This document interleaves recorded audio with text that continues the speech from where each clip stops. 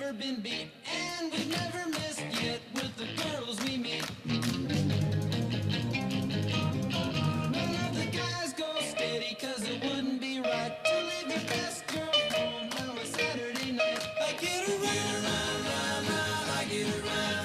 Get around, round, round, I get around. Get around, round, round, I get around. Get around, round, round, I get around. I get around. Round, round, get around. I get around. Yeah, get around, round, round, I get around. Get around, round, round, I get around. Get around, round, round, I get around. Get around, round, round, I get around. Get around, round, round, I get around. Get around, round, round, I get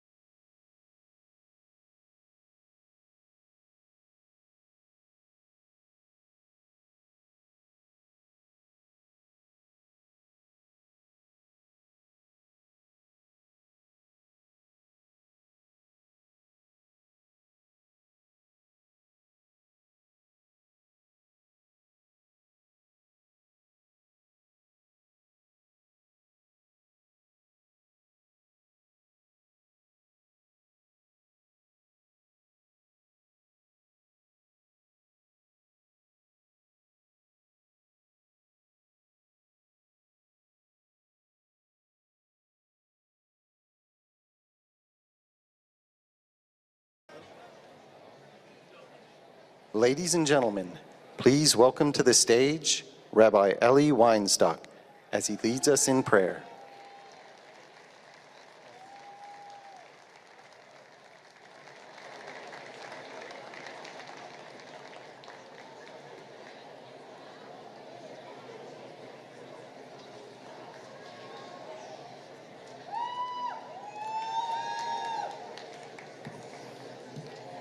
Please rise if you are able.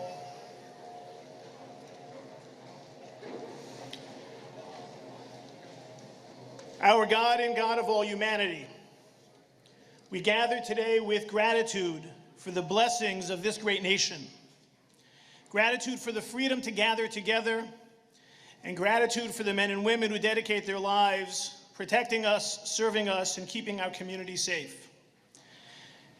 Here we give thanks especially for the courage, sacrifice, and commitment of the brave men and women of the Nassau County Police Department.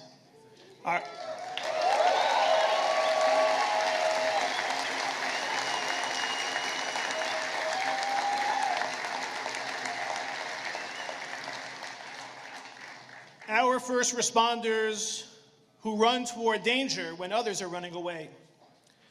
We are grateful for the leadership of County Executive Bruce Blakeman, Commissioner Patrick Ryder,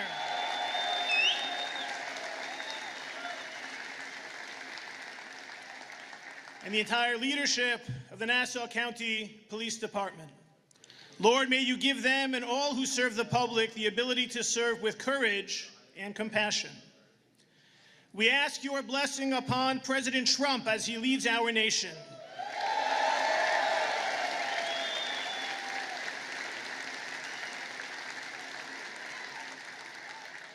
Grant him wisdom, clarity of vision, and strength.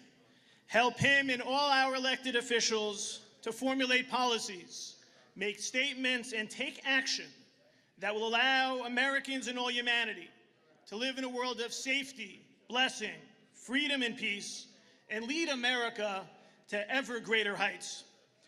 Lord, defend our nation from those who seek to harm us. Help us build a country in which all people of all backgrounds and faiths can live together with mutual respect and a common sense of purpose. Lord, bring us closer together, for when we stand together, we are stronger. In just 1 month, Jews will celebrate Rosh Hashanah, the Jewish New Year and the birthday of the world. We will sound the shofar, a piercing clarion call for all humanity. Wake up, be better, do more, serve more, care more, and never ever become complacent about the world we have been entrusted to protect. May the day come when the words of the prophets be fulfilled, that no nation will rise up against another. We will learn to live in peace. People will turn their swords into plowshares. And when all humanity recognizes that we are ultimately one family under God. May God bless us all, and may God bless the United States of America. Amen.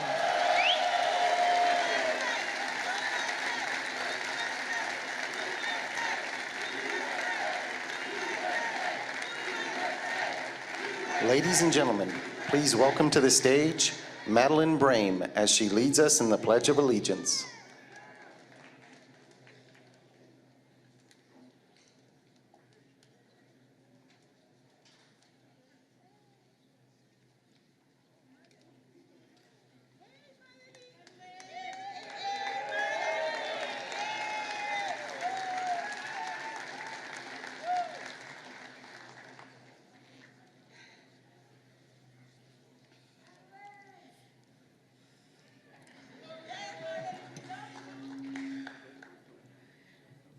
We praise God and thank God for us being here today.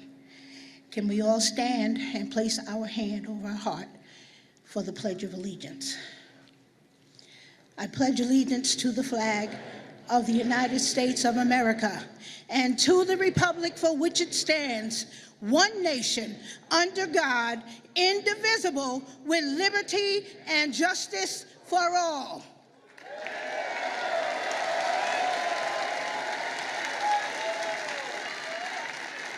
Ladies and gentlemen, please welcome to the stage Nicole Thumhart to sing our national anthem.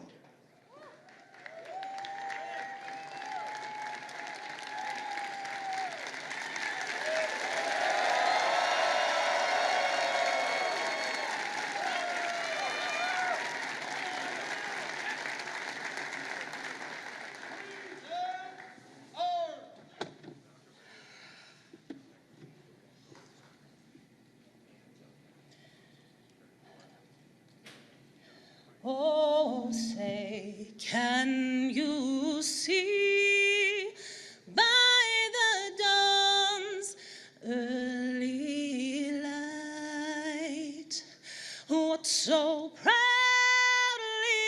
we hailed at the twilight's last gleaming, whose broad stripes and bright stars through the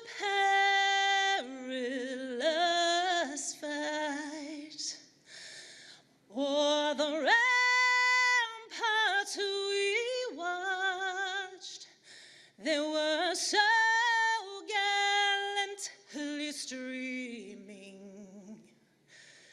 and the rocket's red glare that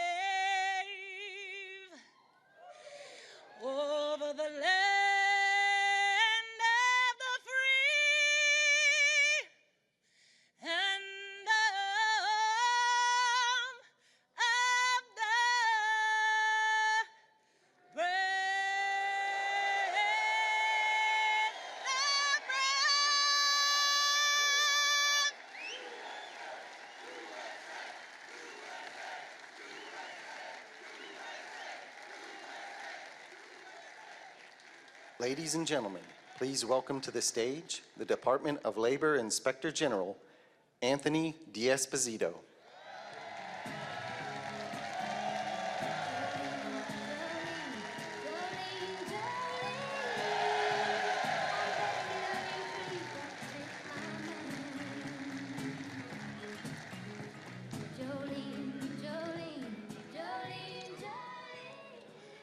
Good afternoon, Nassau County.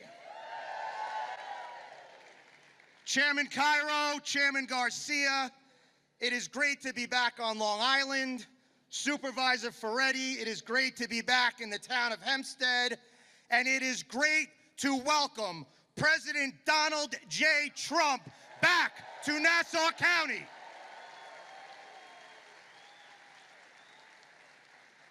For most of my adult life, I wore a shield as a detective in the NYPD. I've served this community as a fire chief, a town councilman, and in Congress.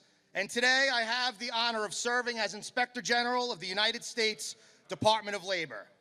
Different titles, different responsibilities, but one mission has never changed. Protect people, protect their families, and hold the bad guys accountable.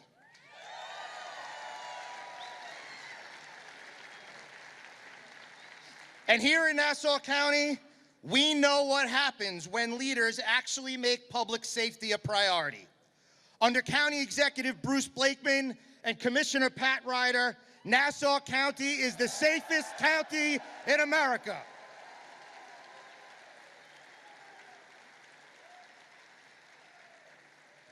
County Executive Bruce Blakeman backs the cops, he stands with our first responders, and he understands something that some people take for granted.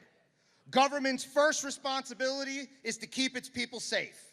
And just a few miles west, New York City has a communist, hate-driven mayor who wants to defund the police, dismantle public safety, bankroll criminal migrants, and end intel sharing. Well, here in Nassau County, we don't defund the police, we defend the police. We support the police. And we thank God for the men and women who wear the shield.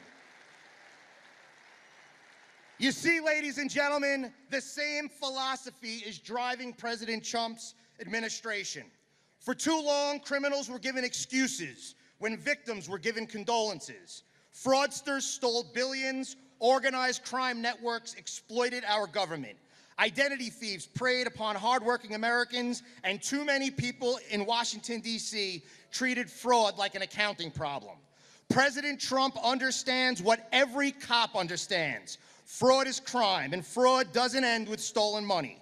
Fraud is funding violent crime. Fraud is fueling organized crime, narcotics distribution, and human trafficking. Fraud is bankrolling hate and anti-Semitism. Follow the money far enough, and sometimes you find something much darker at the other end. That's why fighting isn't just about saving money, it's about saving lives. President Trump and Vice President J.D. Vance have unleashed federal law enforcement to do exactly that. President Trump created the White House Task Force to Eliminate Fraud, led by Vice President J.D. Vance, bringing agencies across America together with one mission: fight fraud, follow the money, and stop the criminals. At the Department of Labor, Acting Secretary Keith Sonderling and I are working side by side to protect the American workers, root out fraud and corruption, and make sure programs meant to help Americans aren't being used as ATMs by criminals.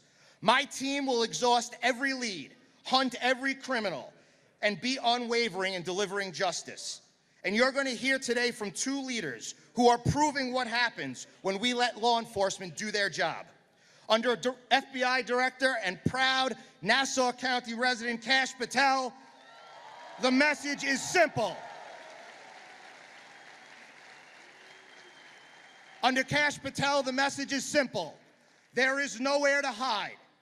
Not another state, not another country, not another continent. The FBI is hunting violent criminals, gang members, traffickers, predators, and fraudsters wherever in the world they run. And Attorney General Todd Blanche brings an unrelenting passion to one mission: keeping the American people safe. At the Department of Justice, alongside the National Fraud Enforcement Division, they're recognizing what those of us in law enforcement already knew. You cannot separate the war on fraud from the war on crime. At the Department of Labor, we're part of that fight. We're following the money, we're investigating criminal networks, we're protecting American workers, and when the evidence takes us from fraud to trafficking, to guns, to narcotics, to organized crime, or to sheer violence, we keep going. Because I say it everywhere I go. Crime and fraud is a tax that you never voted for. And criminals thrive when they believe nobody is coming. Well, guess what? Under President Donald J. Trump, somebody is coming. The investigators are coming. The federal agents are coming. The prosecutors are coming. And handcuffs and prison cells are also coming. But before I leave this stage, I want to do something. If you're a police officer or served in police, please stand up. Firefighters, EMS, correction officers, federal law enforcement, fire marshals, and every other member of law enforcement.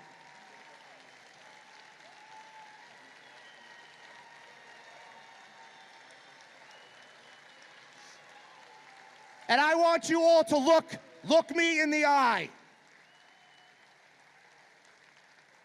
Look me in the eye, because everyone who will speak from this stage today, I am the only one who spent years in the uniform.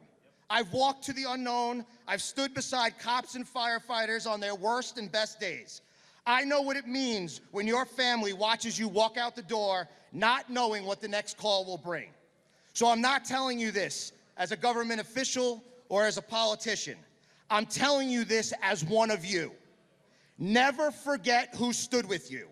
Never forget who backed you when others attacked you. And never forget who believes that the men and women willing to run towards danger deserve the respect of their country.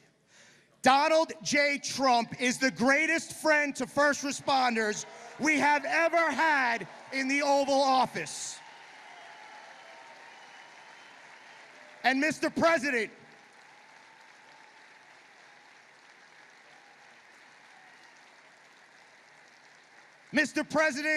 from every cop, every firefighter, every EMT, every correction officer, every marshal, and every first responder standing here today, we've got your back because you've always had ours.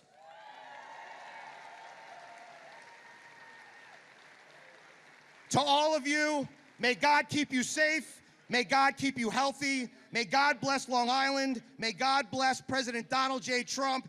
And may God bless these United States of America.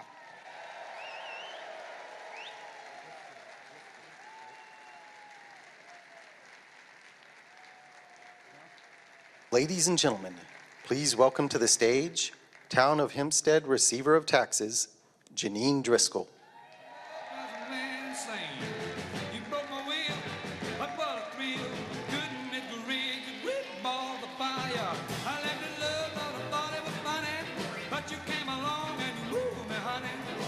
Change my mind, this love is fine. Good and at the ridge and gritting ball the fire. Kiss me, baby. Thank you. Wow, I am so excited to be here in this extraordinary police academy. Thank you for your service.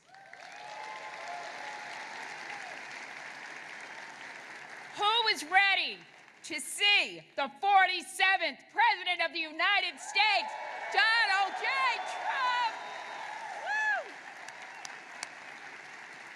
Woo! Looking across the aisles, I see thousands of hardworking and dedicated patriots who love their faith, family, and they love this country as much as I do. I have to tell you, it fills my heart with so much pride and joy to stand before you as a representative of America's largest township, the town of Hempstead, as your receiver of taxes.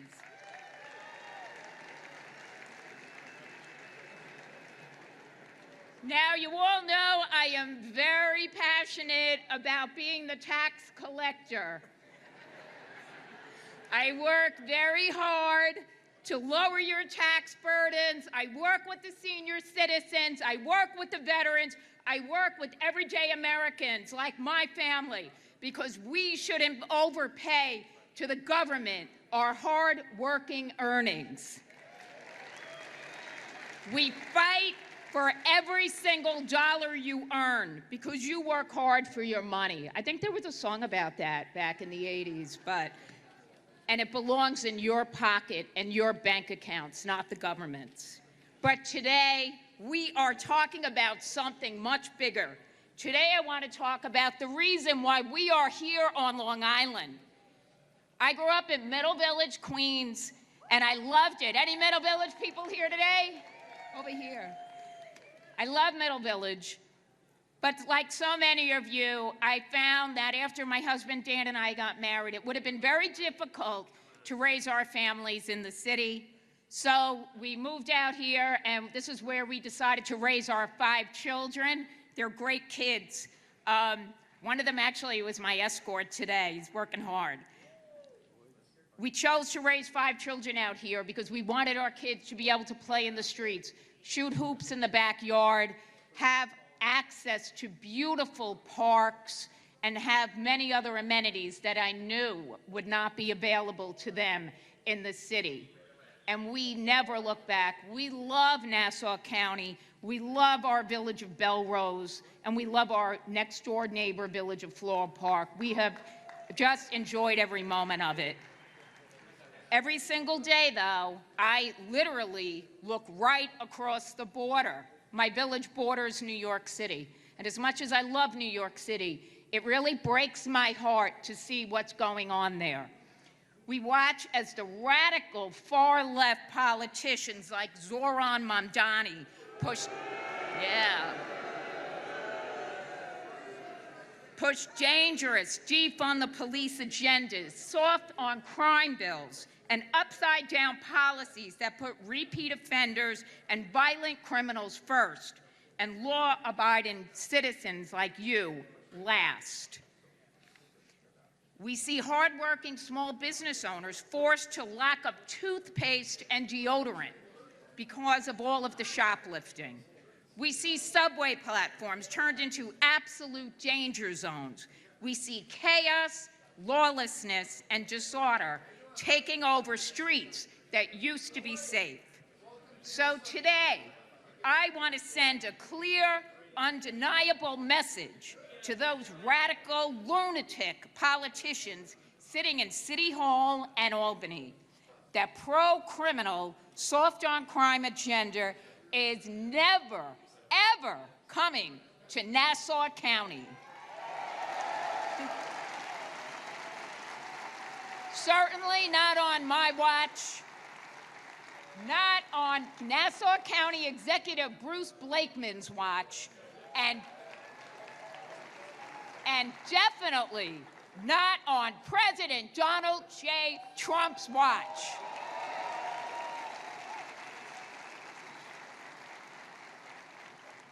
This fight is deeply, deeply personal to me. So, just recently, my own son put on the blue uniform and joined the New York City Police Department.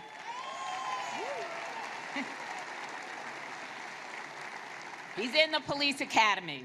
So I know there are mothers, fathers, spouses, friends, family out here today who have loved ones serving in law enforcement.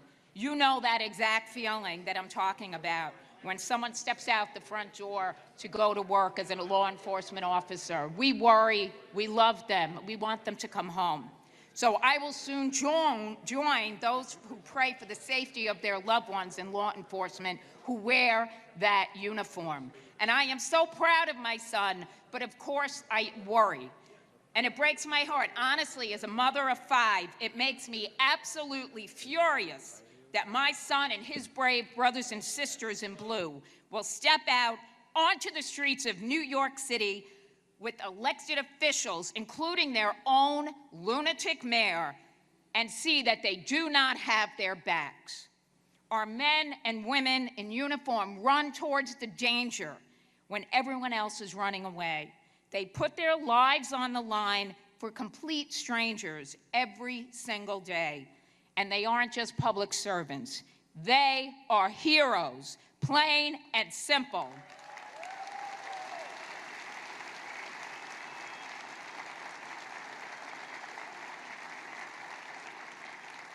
The absolute bare minimum they deserve from elected officials is 100% unwavering support, complete respect, and of course, the full backing of the law.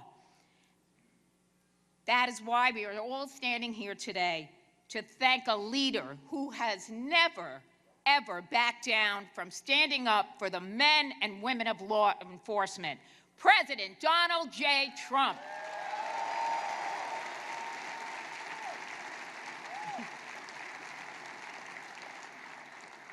President Trump stands unapologetically for law and order.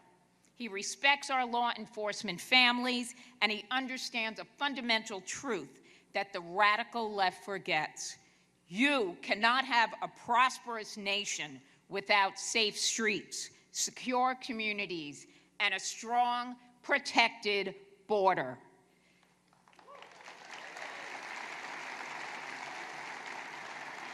And President Trump understands what hardworking families are going through right here on Long Island under the weight of runaway inflation and high costs. When President Trump brought forward his bold economic solutions like no tax on tips, no tax on overtime, that was a game changer for most Americans, especially us here in Nassau County. A group of working class Americans suddenly saw some hope. For our waiters, waitresses, and service workers hustling through double shifts and to buy groceries and clothes for their kids, or a young police officer working overtime just to make ends meet. This really makes an impact on their lives. We keep every single cent they earn in their hands, and they deserve it.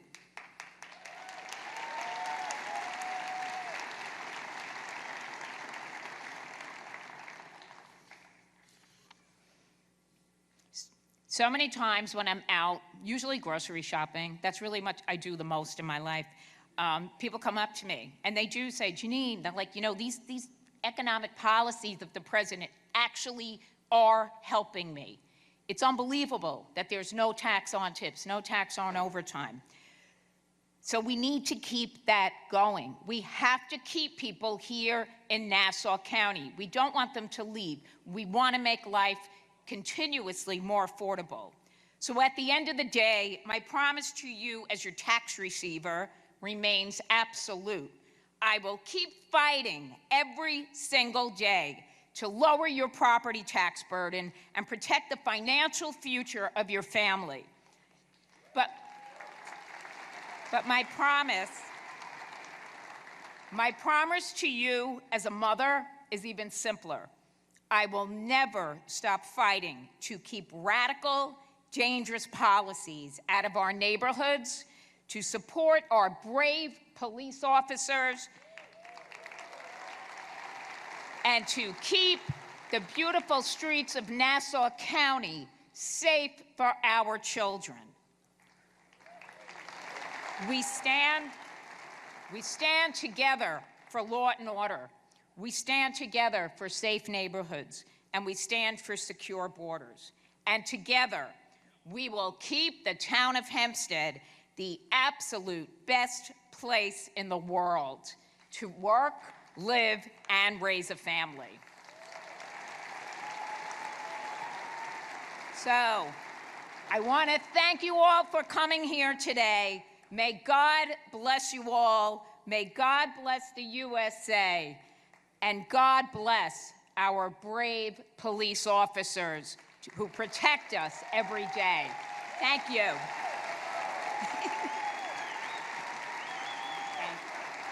Ladies and gentlemen, please welcome to the stage Mike LePetri.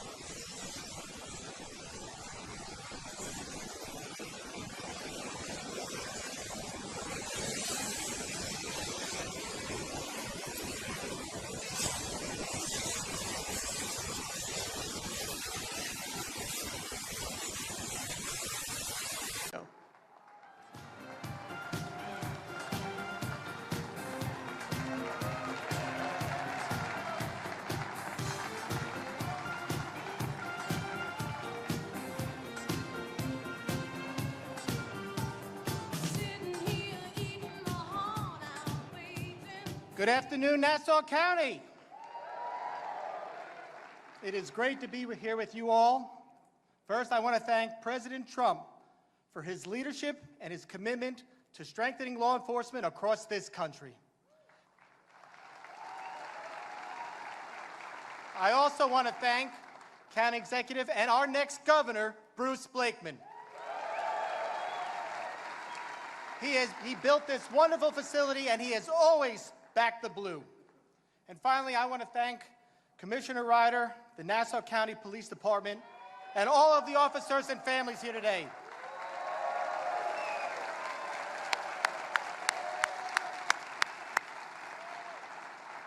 I know he's in the crowd here somewhere, and I want to recognize my friend and one of the Long Island's greatest Congressman, Pete King. Pete, he spent decades fighting for Long Island and standing with our police and our first responders and making sure New York had the resources it needed in the aftermath of September 11th. I am proud to follow him as chairman. As someone who was born and raised on Long Island, I'm honored to be here with the men and women who have dedicated their careers to serving the place I call home. Representing Long Island in Congress and serving as the chairman of the Homeland Security Committee, it is an honor. One of the most important responsibilities I have is making sure we keep our promises to the men and women who have sacrificed for this country. Next month marks the 25th anniversary of September 11th. For us, this isn't just another date on the calendar. Nearly every Long Island family knows someone who was there that day or who answered the call in the weeks that followed. Police officers, firefighters, EMS personnel, our building trades, and countless others stepped forward when our country needed them most.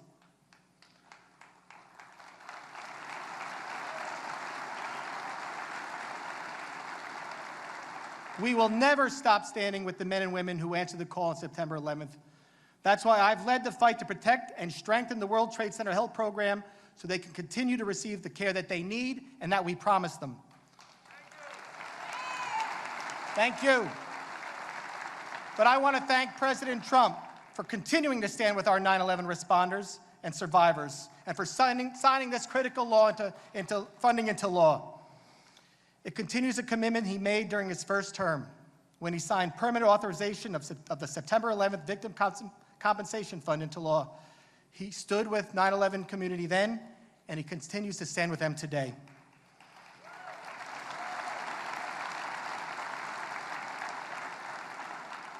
In my role as chairman, I've had the opportunity to work alongside law enforcement agencies both locally and nationally. I've seen the threats our officers face every day, whether it's terrorism, gang violence, cybercrime, fentanyl epidemic. It has only reinforced what we already know here on Long Island. When it comes to protecting our communities, our police officers set the standard.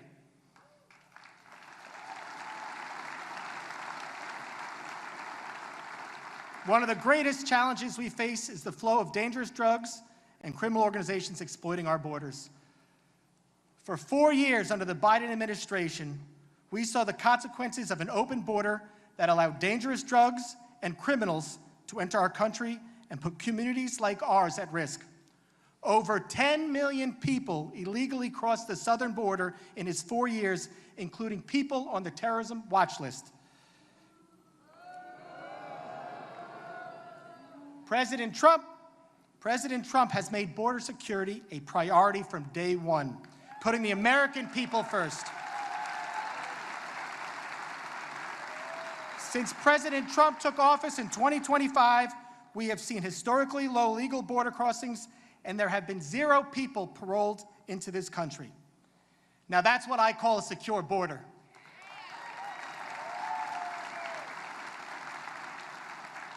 As chairman of the Homeland Security Committee, I'll continue working every day to strengthen our homeland and to support the men and women who keep our community safe and to make sure another 9/11 never happens again.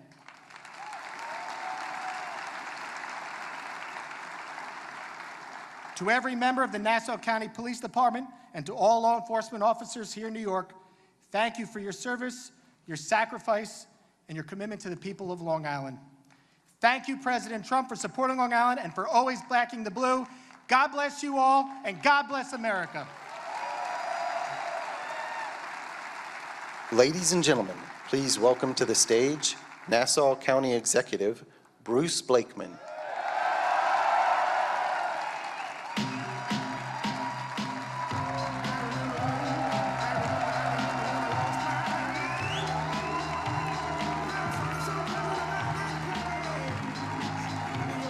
Thank you all. Thank you very much.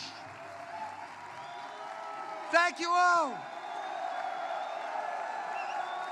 Thank you.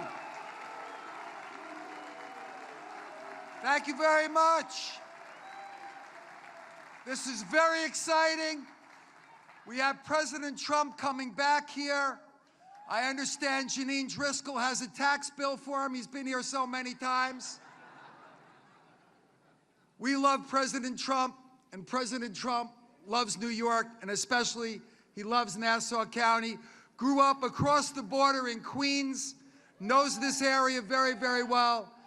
And again, he loves us, and we love him. Thank you very much. Welcome to the safest county in America.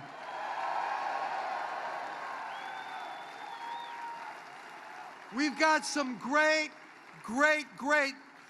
law enforcement professionals that are with us tonight. First of all, you don't know this, but I found out, I did a little of my own investigative work, and I found out that Todd Blanche's wife is from Nassau County. Let's hear it for our Attorney General, Todd Blanche, in the house tonight.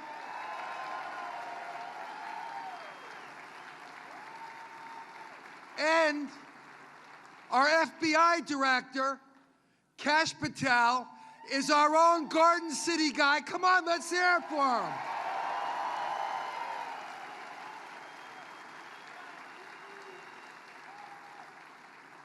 I look around, I see the sheriff of Madison County, my running mate, a Syracuse law enforcement professional, highly decorated Todd Hood. Where are you, Todd? There he is.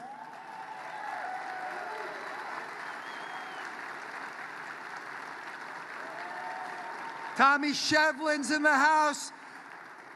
Bill Borgignon, Ricky Frasetti, and let's hear it for all of them, and Pete Lilly from our corrections officers. Zach Sheena's with us, a criminal rights activist. Where's Zach? Stand up, Zach. Good to see you, brother. And we have Ronan and Orna Nutra. Their son was killed on October 7th. Thank you for joining with us. We love you from right here in Plainview, New York. God bless you.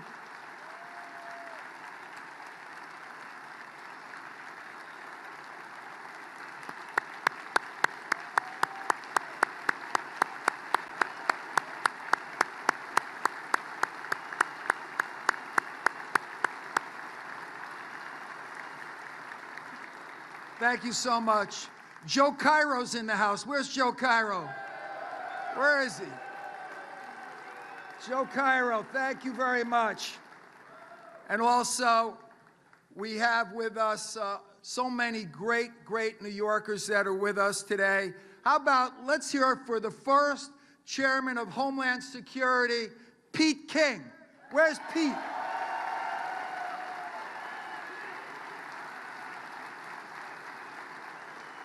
And wasn't Rabbi Weinstock great?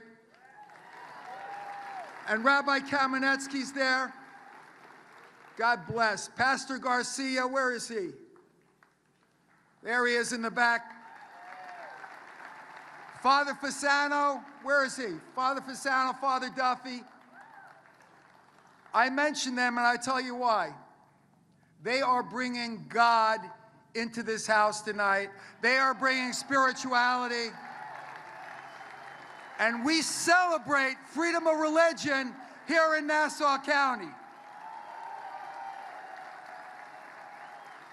I want to thank Commissioner Ryder for the outstanding job. First Deputy Fenton McCormick and SIS. And how about our police officers, corrections officers, deputy sheriffs, our cadets, our volunteer firefighters?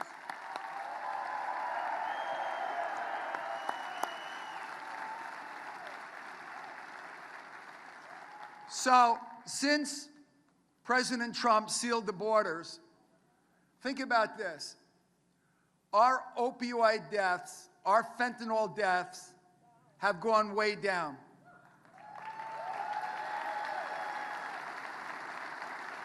Overdoses are way down. What does that mean?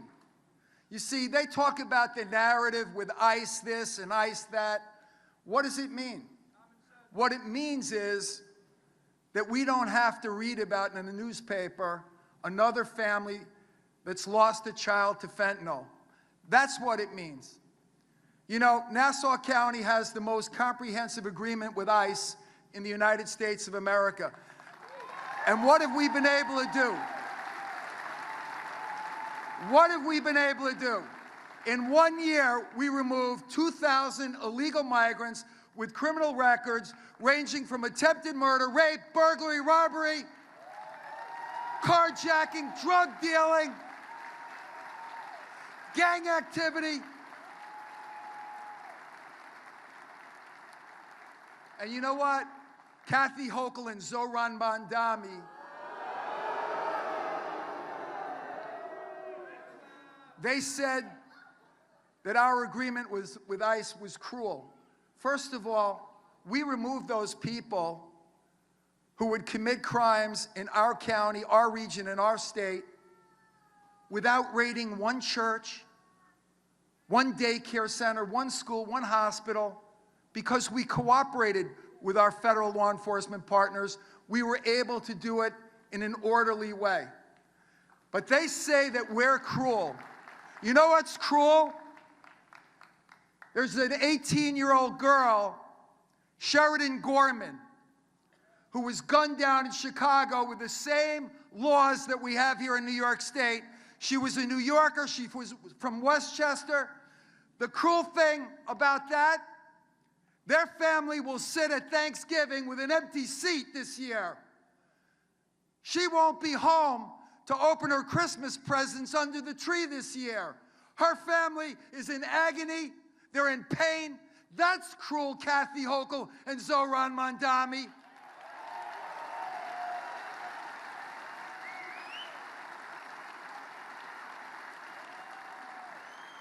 We have, think about this. We had a number of crimes here in Nassau County by illegal migrants. We had 2 women who were murdered by an illegal migrant a couple of months ago. Our police department did a magnificent job. They seized 47 illegal guns. They seized heroin and cocaine with a drug gang led by illegal migrants. Kathy Hochul, where do you want those guns? What neighborhood do you want to destroy? Where do you want those drugs? What community do you want to destroy? Where do you want those illegal migrants with criminal records to live? You want them back in New York? We say no.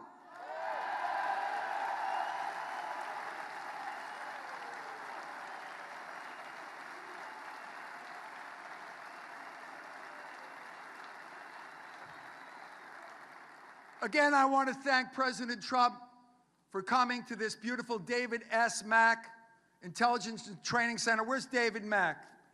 Thank you for your generosity, sir. May God bless you. And the Harry Singh Bola Training Village, state-of-the-art, the best in the world. Where's Harry? Thank you, Harry. So listen, when President Trump was here at the Nassau Coliseum, he told me it was the loudest rally he had ever been to. A janitor that worked at the Coliseum since it opened, said to President Trump on the way out, that was the loudest crowd that he had ever heard, including Game 7 of the Stanley Cup. So listen, I promised President Trump that if he came here today, that he would meet people of every race, religion, ethnic group, people of all abilities and lifestyles with one common goal, safer communities. And I said, Mr. President, this will be the loudest crowd that you've heard this year. So you're gonna help me? Let's practice. You're gonna help us? May God bless you all, and God bless America. Thank you.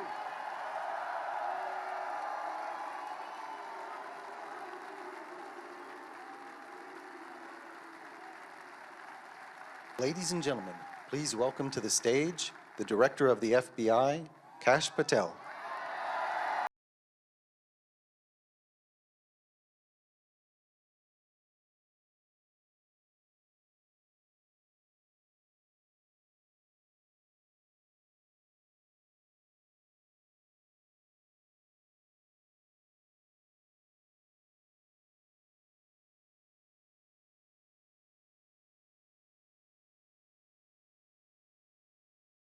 It is awesome to be back home in Nassau County, right here in Garden City.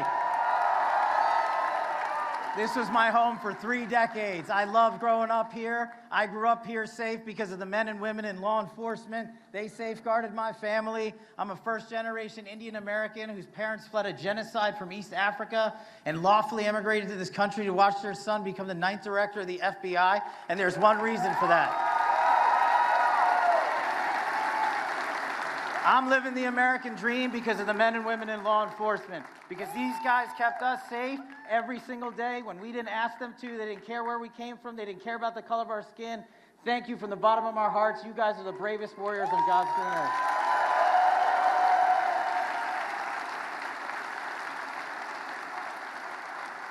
It's especially humbling to be here with the President of the United States, who's going to come out and announce the largest reduction in violent crime in the history of the United States of America.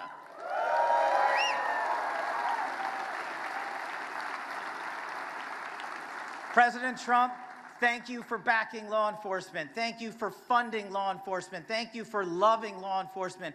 Thank you for relentlessly pursuing the mission of justice with the warriors of justice across this country. The men and women of law enforcement love you, and that is why we are seeing these historic results around the country, to include a 20% drop in the national homicide rate, to include a 20% reduction in drug overdose deaths, to include violent offenders seized from around the world. This FBI has led the charge to arrest 8 of the top 10 most wanted fugitives on planet Earth in the last 16 months under President Trump.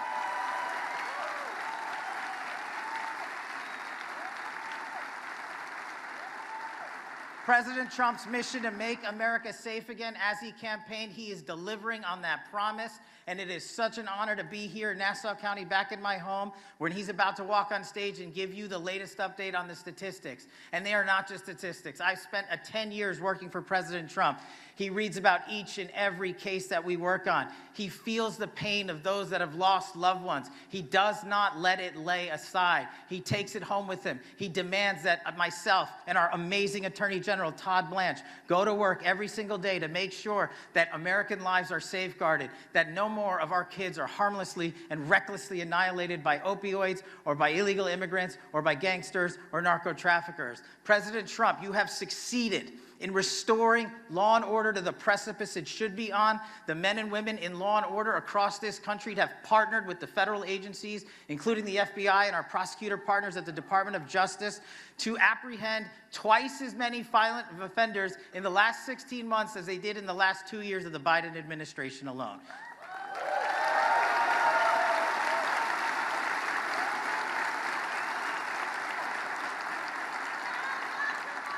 And selfishly, President Trump, I'm living the American dream because of you.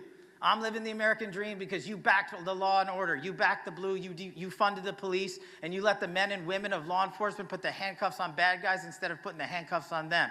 So we are going to continue this mission together. We're going to carry forward the mission of crushing violent crime and defending the homeland. We are going to be relentless pursuers of justice. We are going to safeguard our communities. We are going to save our kids. And thanks to President Trump's brilliant leadership, the American dream is not a dream anymore. It is a reality. I'm living it. We're living it together. Thank you, Nassau County. Thank you, Strong Island. Thank you to the men and women of law and order.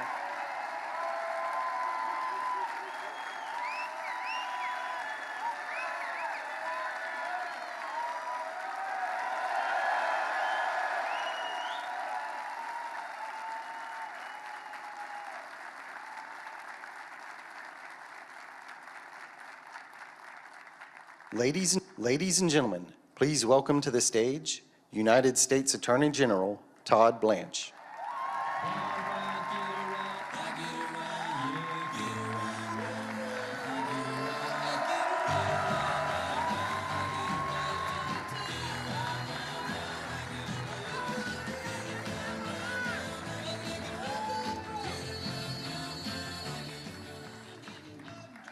How's everybody doing?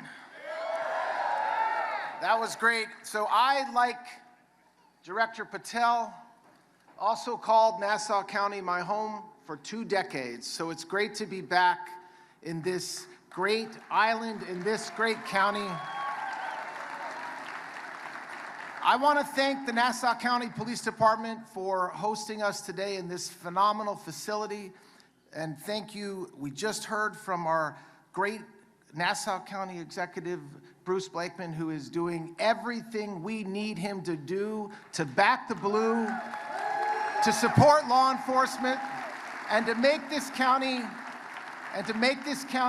a safe county that we can all raise our kids in. Since the beginning of President Trump's administration, the Department of Justice has moved at lightning speed. We have charged 170,000 criminals in this country. And just to put that in perspective, that's 50,000 more than the last administration did over the same time period. And we're doing that because we have a president who has said repeatedly that he backs the blue, that he loves law enforcement, that he wants to make this country safe. And indeed, the reason why we're here today is to celebrate what we've done, making America safe again and delivering on President Trump's promise. And that's something we should all celebrate today. The Department of Justice, for starters, is dismantling foreign terrorist organizations and drug cartels. Since President Trump took office, the leaders of the Sinaloa cartel and the CJ&G cartels have come here, been convicted, and not been sentenced to a number of years in prison. They were sentenced to letters, L-I-F-E.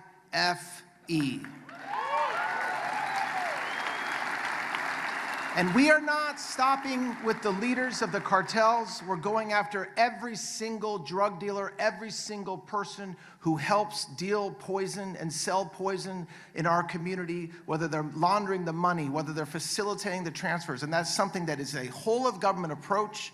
We're using Homeland Security task forces. What that means for Nassau County and what that means for New York is that we're combining every federal officer, DHS, FBI, ATF, DEA, U.S. Marshals, working with troopers, working with law enforcement, like right behind me right now, and their whole objective is to arrest bad guys.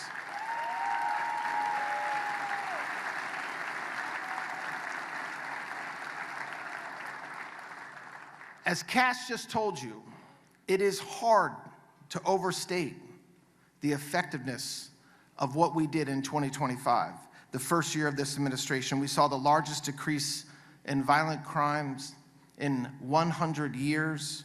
And what that shows you, it shows you what happens when you have a leader, when you have President Trump empowering all of us, empowering me, empowering federal law enforcement to partner with our state and local cops, sheriffs, everybody. It happens when you back the blue every step of the way. My administration, in my Department of Justice, if anybody touches a federal law enforcement officer in any way inappropriate, we will prosecute them to the fullest extent of the law.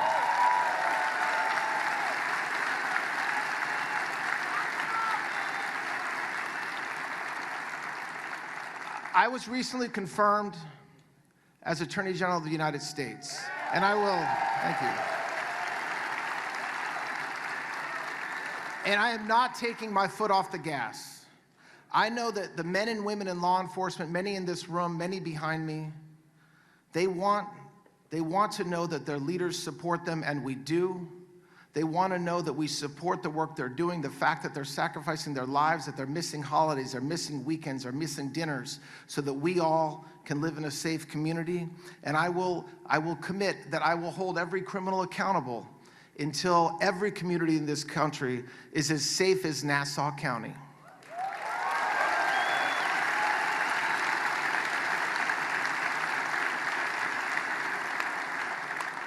So I am the last speaker before the main event, President Trump. And I am thrilled and honored and humbled to be able to spend a few minutes with you today, but I know that you are not here to hear from me. And so I will end by saying, first of all, thank you. If you are a member of law enforcement like you guys, thank you. If you have a loved one, if you have a brother, if you have a sister, a parent, a son, a friend who's a cop, the next time you see them, tell them thank you on my behalf, because it is truly an honor to lead the Department of Justice, but I know that the work that I do is really nothing compared to the men and women in law enforcement do every day. So I want to thank you guys for being here today. I want to thank President Trump for his leadership. And I want to tell you, God bless America, God bless the blue, and God bless everybody in this room. Thank you very much. Thank you.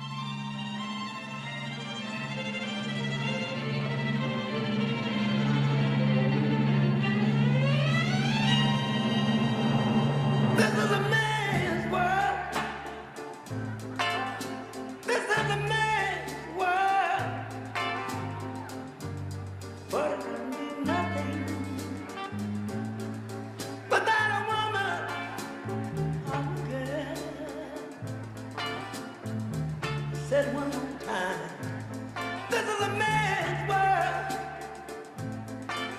This is a man's world. But it would be nothing without a woman or a girl.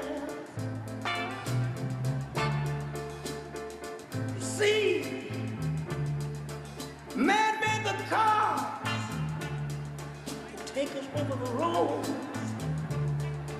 Man made the train carry the heavy load. Man made the electric light take us out of the dark. Man made a boat for the water like Noah made the ark. This is a man's world. But it wouldn't be nothing, nothing without a woman or a girl.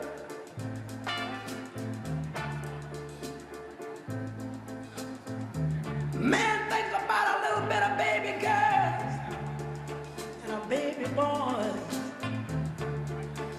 Man make them happy, cause man make them toys. And after man make everything he can, man makes money to buy from other man. This is a man's world. But it wouldn't be nothing, nothing without a woman or a girl. Oh, how man needs a woman. Man got to have a woman. He needs a woman or a girl. He needs a woman. Man makes everything he can, but a woman makes a better man. Man needs a woman. Man think about anything above, but money can't buy him love. Face the fact. You gotta face the fact. Man needs a woman. He needs a woman or a girl.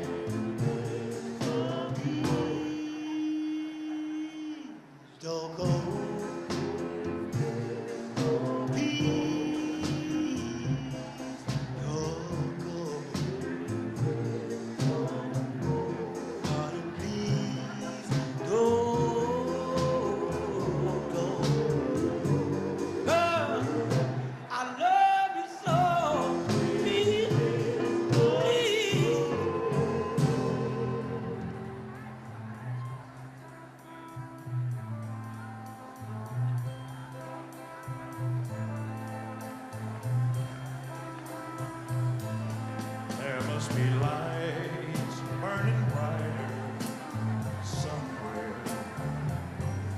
Got to be birds flying higher in the sky, more blue.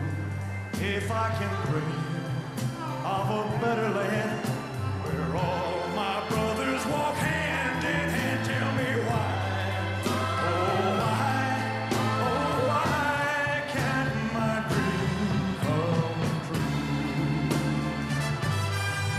Oh, why? There must be peace and understanding sometime. Strong winds of promise that will blow away the doubt and fear. If I can dream of a warmer sun where hope keeps shining on everyone, tell me why. Oh, why? Oh, why won't that sun appear?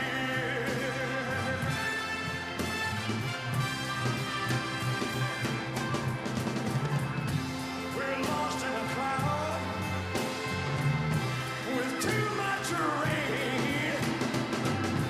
We're trapped in a world that's troubled with pain. But as long as a man has the strength to dream, he can redeem his soul and fly.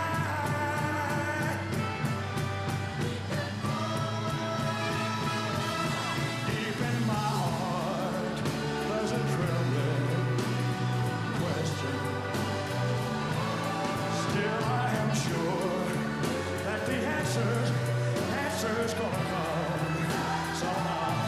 Out there in the dark, there's a beckoning candle, yeah. And while I can think, while I can talk, while I can stand, while I can walk, while I can dream, oh, please let my dream come true.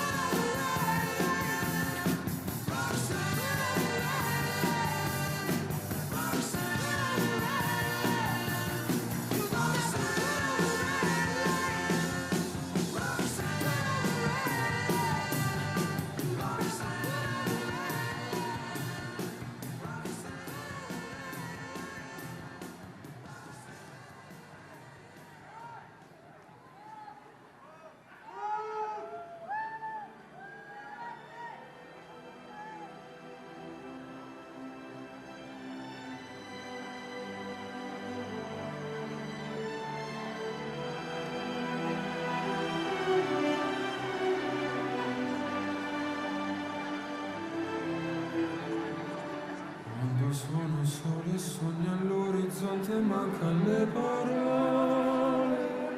Sì, lo so che non c'è luce in una stanza quando manca il sole.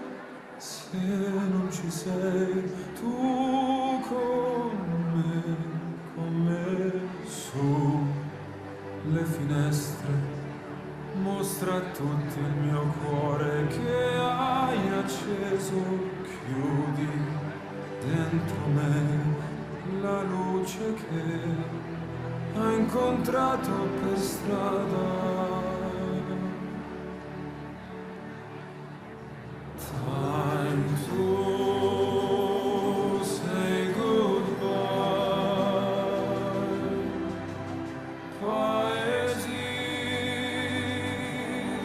che non ho mai veduto e vissuto con te, adesso sì li vivrò con te.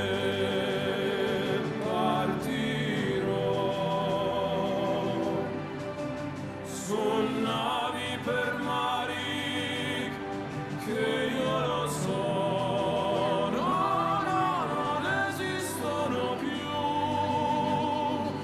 It's time to say goodbye.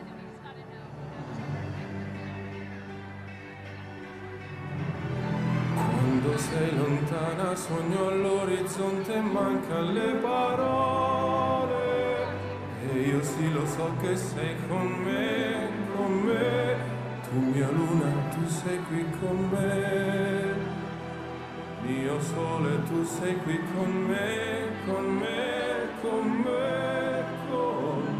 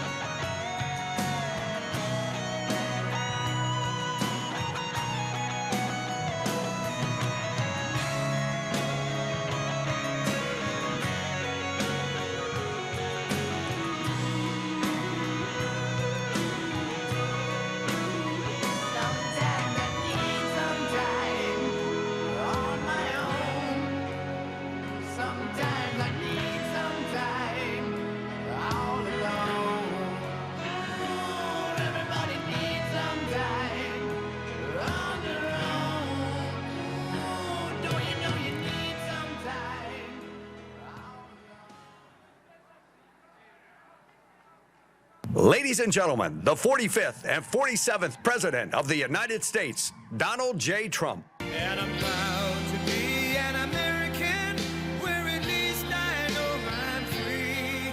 And I won't forget the men who died, who gave that right to me. And I gladly stand up next to you and defend her still today. 'Cause there ain't no doubt I love this land. God bless the USA.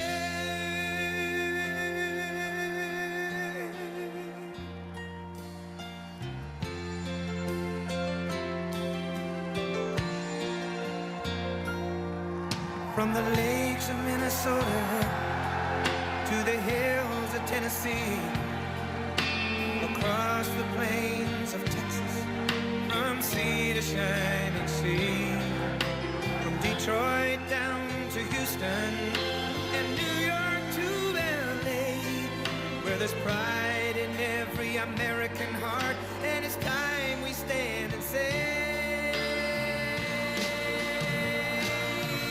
that I'm proud to be an American, where at least I know I'm free.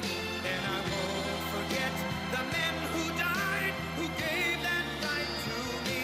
And I gladly stand up next to you and defend her still today. 'Cause there ain't no doubt I love this land. God bless the USA.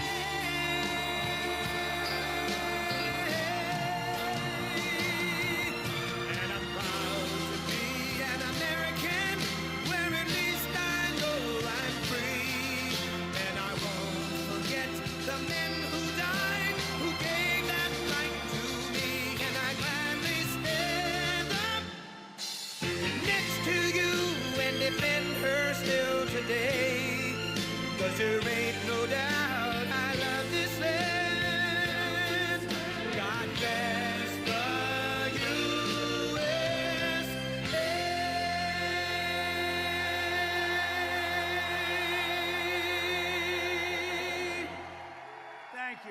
Thank you very much.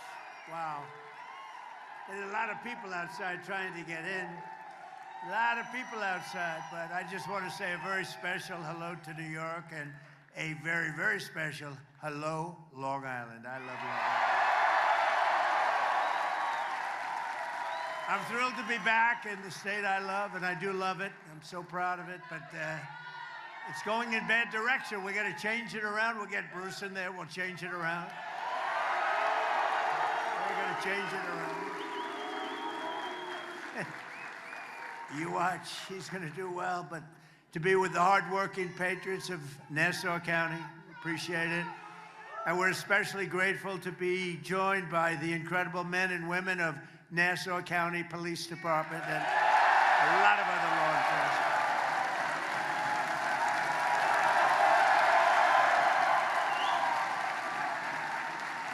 I've known them a long time. There's never any problems, I'll tell you. They're winners. They're just winners, pure and simple. And thanks as well to your brothers and sisters in New York's finest, the New York PD. We love our New York PD. And we're here today to celebrate the historic progress our administration is making together with law enforcement partners nationwide to restore law and order in America. Very simple. A very simple phrase, isn't it? And with these professionals, it's a very easy thing to do. You have to give them, you have to let them do their job. That's all there is. You won't have any problem.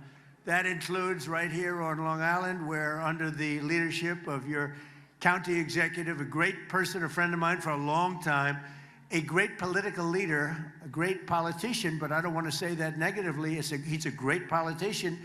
He wins all the time. He won in a big surprise like 8 or 9 years ago. I remember I said, man, that's tough for you to win in that location. And then he's won in landslides ever since, and he's a winner. Bruce Blakeman.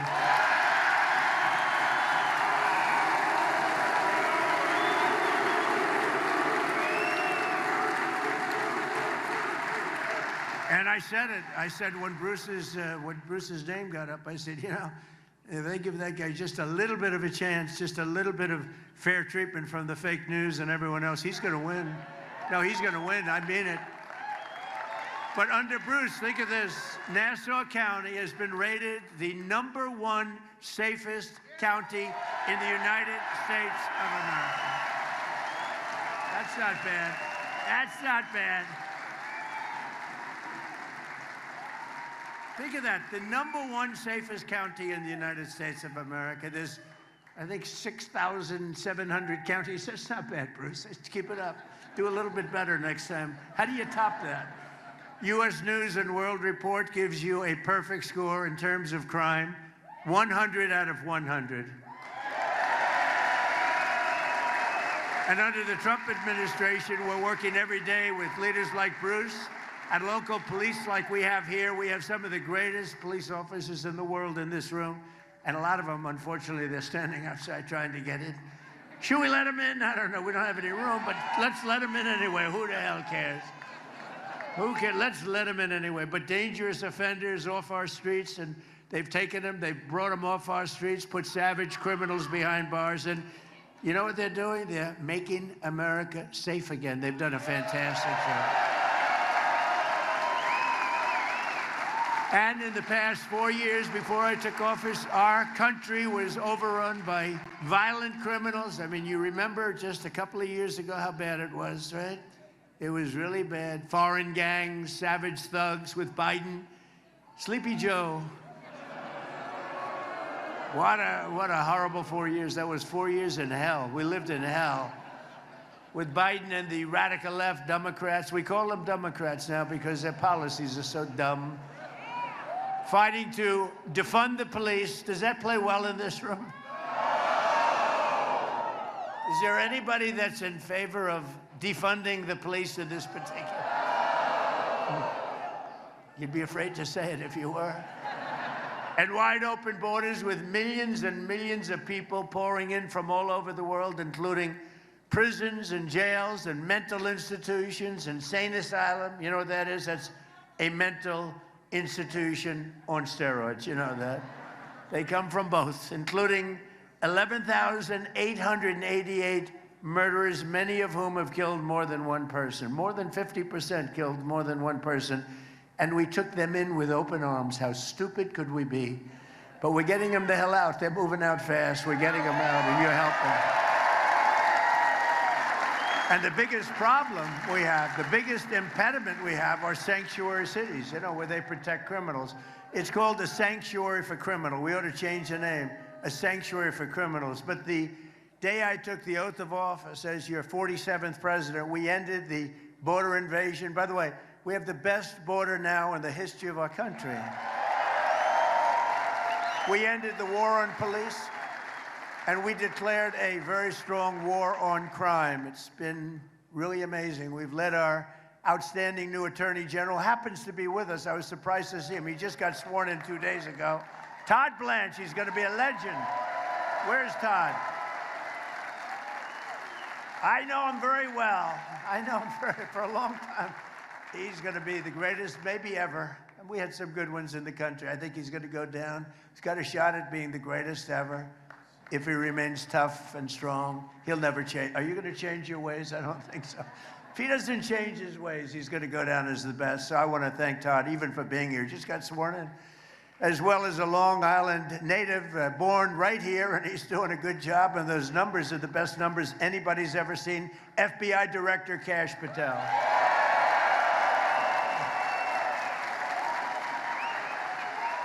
Best numbers anybody's ever seen on crime. And with your help, last year we achieved the largest drop in murder rate ever recorded, the lowest level in 125 years. That's since the year 1900. That was before my father was born. He would not have liked me saying that because he always liked to say he's quite young. But he wouldn't have liked that. Think of it, 125 years ago, we broke the record. It's amazing. It's amazing. So I just want to thank all of the people in this room. And today I'm thrilled to announce that the FBI has just released a new uniform crime report showing that in 2025, we achieved the single largest reduction in violent crime in American history.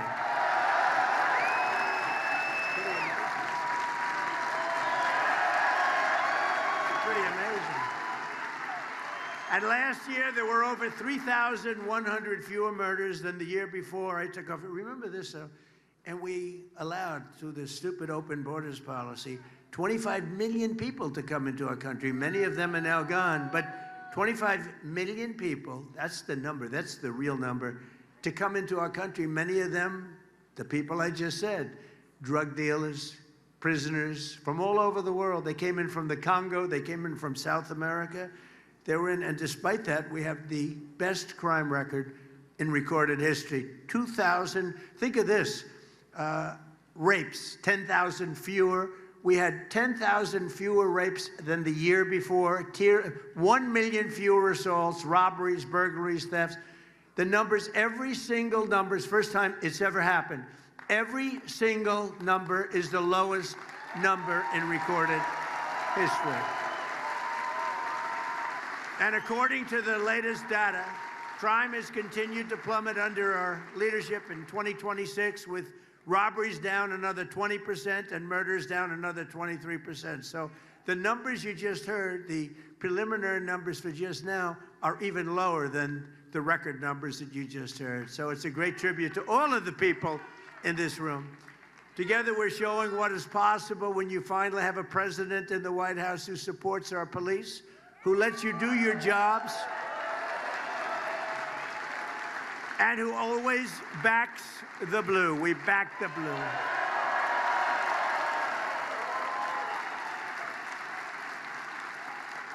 And you know, and I have been from the beginning, long before I ran for office. Who would have thought 10 years ago? I've been doing this for now a long time, but not that long if you think I'm president, if you think. It's a pretty quick trip. But I'm with you, and always was 100%. 100%. And my administration is proving billions, and we're giving you billions and billions of dollars to hire, equip, and train new police officers. We're giving you more money than you've ever been given in history. More money, and you're going out and you're buying the best equipment you can buy. As president, I will always protect our qualified immunity. Would you like qualified immunity, everybody? Qualified immunity. It's always very important. I also deployed the National Guard and federal law enforcement to restore public safety in our nation's capital, Washington, D.C. And in D.C., Memphis, and New Orleans, we've removed over 30,000 criminals from the streets in a single year. In Memphis, crime is down 71%. In New Orleans, crime is down 75%. And in D.C., crime is down 81%.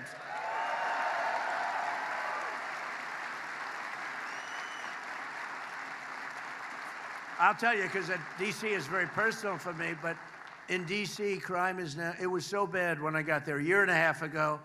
People were being murdered, 3 a week on average. We have very few murders anymore. We have very little crime anymore. We've taken it from the worst, one of the most dangerous cities. Can you imagine our nation's capital, one of the most dangerous cities in the country? We've taken it to one of the safest cities of the country, in the country. And we moved them out. We moved almost 5,000 people out of D.C. And you know, it's a very interesting stat. 2% of the people create 91% of the crime. I love that stat because we can handle 2% of the people. If it was 60% of the people, we got problems. It's 2%. They're repeat criminals, sometimes 3-4 times a day with this cashless bail stuff. They repeat. They go into court. The judge says, oh, you can go, and they go out and create another crime. But think of it, 2% create 91% of the crime, and that's something we handled very well. We moved out in Washington almost 5,000, in many cases, career criminals. They're not there anymore. And every day I come to the White House, people are thanking me. Thank you, sir. Thank you. Thank you, sir.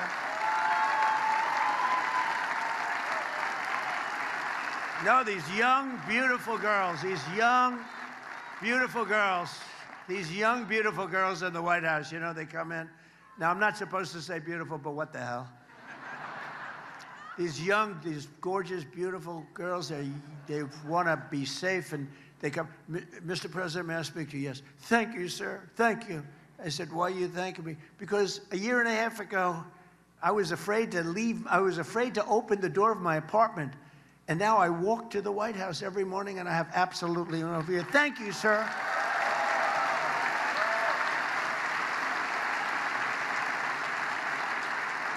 Now I get it all the time. Men, women, older men, younger men, and older women and younger women, they're all saying thank you, and I know exactly what they mean. We lived in a hellhole. 2 years ago, we were in a hellhole, and now we have one of the safest cities, and it should be safe. It's our nation's capital. We represent the whole universe, frankly, because there's nothing like the United States. Look at what we've done.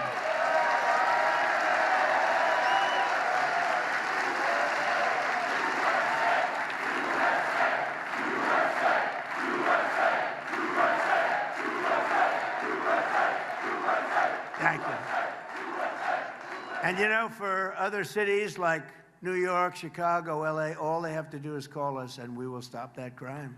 We'll stop that horrible crime.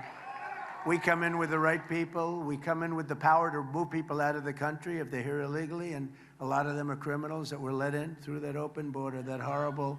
Remember the scene? Remember the scene? Well, you saw it the other day in Spain, right? Okay, now envision that. They allowed 65,000 people in. Now you remember 25 million people. We were worse. That was like that every single day in our country, and that went on for months and months. And then we had a border czar, as you remember, Kamala. She was the border czar. She never went to the border, and she never once called Border Patrol. Other than that, she did an excellent job. She was a great candidate. I think they should run her again. She was a great candidate. But since I took office, federal law enforcement has arrested incredibly 1.2 million criminals nationwide, and bad ones. We want to make sure we get the bad ones. And we've increased federal criminal prosecutions by over 50%. And under the Trump administration, the FBI has nearly doubled its arrests for violent crime. The violent criminals are being arrested, and that's why you see the good crime numbers. I mean, you're seeing crime numbers even in places that do not do, let's say they don't have good leadership, like Chicago has very bad leadership, but we have the numbers down because of what the federal government's doing. We get no credit for it because they say, well, we get no credit for it. They like to take all the credit, but everyone knows we've done an amazing job. The U.S. attorneys and the FBI, all the people, Cash, and Todd has been unbelievable. We get all the credit.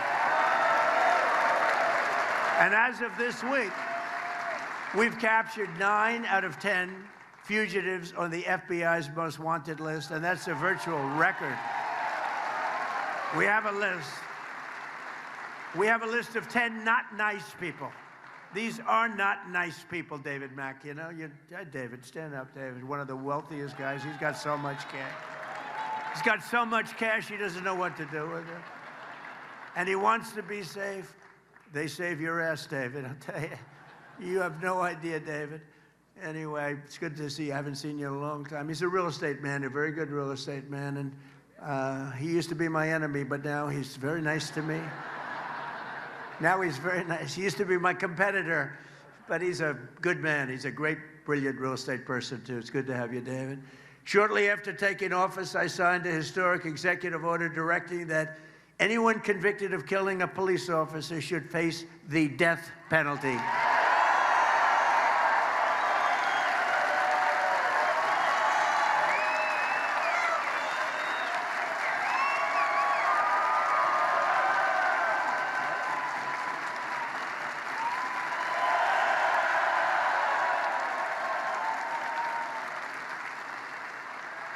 And last year, deaths of law enforcement, well, think of this, deaths of law enforcement officers in the line of duty fell to an 80-year low. That means people aren't playing games anymore. It's an 80-year low. Still too many, but it's an 80-year low, despite all of our extraordinary progress to restore safety to every community in our land. The radical left, Marxists, the communists, they're communists. These aren't socialists. Socialists are no good, but communists. Remember I said at the State of the Union speech, the last one, we will not be a socialist country. I was right. They want to make us a communist country. They've skipped socialism. They skipped socialism. Can you believe it? So at least I was right. I like being right. But they continue their war on police and their destruction of the rule of law. The communists want to turn America into a third world country, into a hellhole of crime and filth. You ever notice, I said it a week ago for the first time, the first thing you see, I see, before you even see the crime becomes staggering, is the streets become filthy dirty. They're disgusting. They smell, they rot, but everything becomes dirty. And then you see the crime and you see all the other things. But I don't know, I'm not sure you've ever heard that said by anybody else. Most people wouldn't say it, but it's true. And squalor, and you know, it just becomes so bad. And then the death comes, and it becomes really a true hellhole. And we're not going to let that happen to New York State. And that's why we have to get Bruce into office.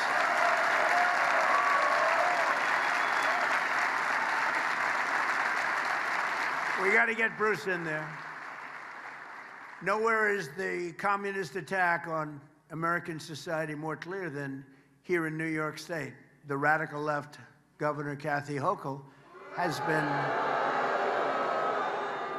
been very, very bad on crime, a nightmare for crime. She supports New York's disastrous no cash bail law. You know, it all started, if you think about it, because I've been here for a long time. I love this place, but it gets harder to love. It really does. But if you think, it really started with the no cash bail. Remember that? That was a Cuomo beauty, right? That was a Cuomo beauty. In other words, no cash, don't worry about it. You kill somebody, oh, that's okay, go ahead. Then you go out, kill 2, 3 people a day. It's the craziest thing I've ever heard. And you can't, it's like men playing in women's sports. It's so crazy, you can't believe it. It's like transgender mutilization of your children. And all these people believe in all this stuff. But they came out with that one with the no cash bail. Just think of it, no cash. You kill somebody, you rob a store, you go right back out on the streets. It is the craziest thing I've ever seen. And I don't know, from a political standpoint, I guess it's good, because Bruce, how the hell can you lose to that? You're going to be ashamed. If you lose, you're going to be ashamed for the rest of your life. You'll be ashamed. Bruce would say, how did I lose to that? No, I mean, think of it. Open borders. Let's have open borders. Have the entire world pour into our country. 25 million people in 4 years. She supported the release of convicted murderers who killed New York City police officers. She wanted people that killed great police officers. One in particular in Long Island, where I went to the funeral, and he just met the people that gave this law enforcement chapels and rabbis, and met a whole group, and they were there, and they gave the most beautiful sermon, but they kill. These are absolute killers, and then you're not going to change them. You got to get them the hell out, or you got to put them away, and if you don't do that, you're just wasting a lot of time. This whole concept of what they do, the only thing is, from a political standpoint, it's so easy to run against, because it's just common sense. You know, I guess I'm a conservative guy, but I'm a common sense guy more than a conservative guy. It's all about, politics is all about common sense. Bruce is a common sense guy. Bruce is a common sense guy. All of our Congress people that are here, you know, we have all our Congress people here. That's a big deal. I think if you said, would you rather have Bruce Blakeman win or all of your Congress people? I don't know, Bruce, I think I'm going to have to give you up. I might have to take the Congress people. It's so important. Okay, they're very happy. She signed a law weakening the parole enforcement for convicted felons, really weakening it. She spent millions and millions of dollars providing taxpayer-funded lawyers to illegal aliens. If you weren't an illegal alien, you didn't get a lawyer. But if you were an illegal alien, you got lawyers, and they were very good. They were radical left lunatics, but they were very good, very effective. She's in favor of the sanctuary city. She thinks the sanctuary cities are wonderful, which are killing our country. And less than 3 months ago, Kathy Hochul signed a deadly and sedacious new law making New York a so-called sanctuary state. So she took it from the city to the state. Meaning Kathy Hochul wants to release migrant criminals from jail and set them loose on innocent New Yorkers all over. Every street has people that are not supposed to be here. And the reason they left their country is a lot of bad reasons. You know, I know a lot of the leaders of these countries. They're very smart. More than smart, they're street smart, very street smart. And they don't want these people. So what they did is they sent them into the United States of America through the open border. And people like Kathy Hochul, they want to keep them in New York. We don't want to keep them in New York. We don't want them. We don't want to take a chance. Yeah, maybe they'll get better. You know what the chances are? About 2%. Maybe they'll get better. But Hochul and the radical left stand with the gang members, child predators, violent felons. We stand with hardworking New Yorkers. We stand with the great people of law enforcement.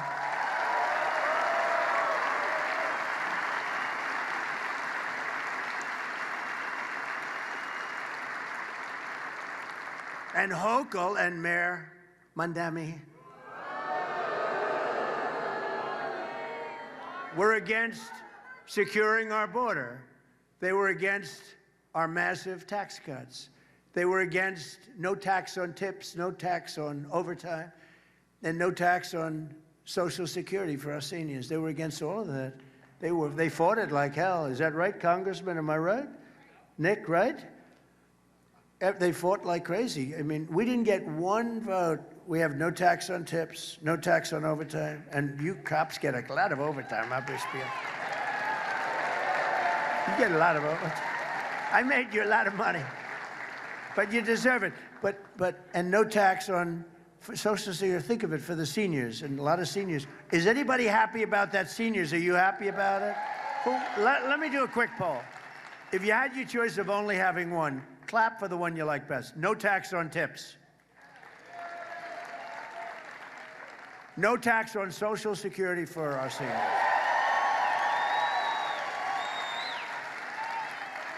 No tax on overtime.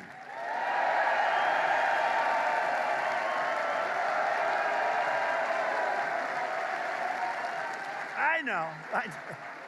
I knew the one they'd like the best. But she wants to raise your taxes. Think of it. She and all of these people are against these things. And if they get in, they're going to take them all away. They're all going away. Yeah, that'll be next. Yeah. That could happen, actually. If we keep making money like we're making, we're the hottest nation anywhere in the world right now. Hottest. We're building more plants and factories than any country anywhere in the world in history. Think of it.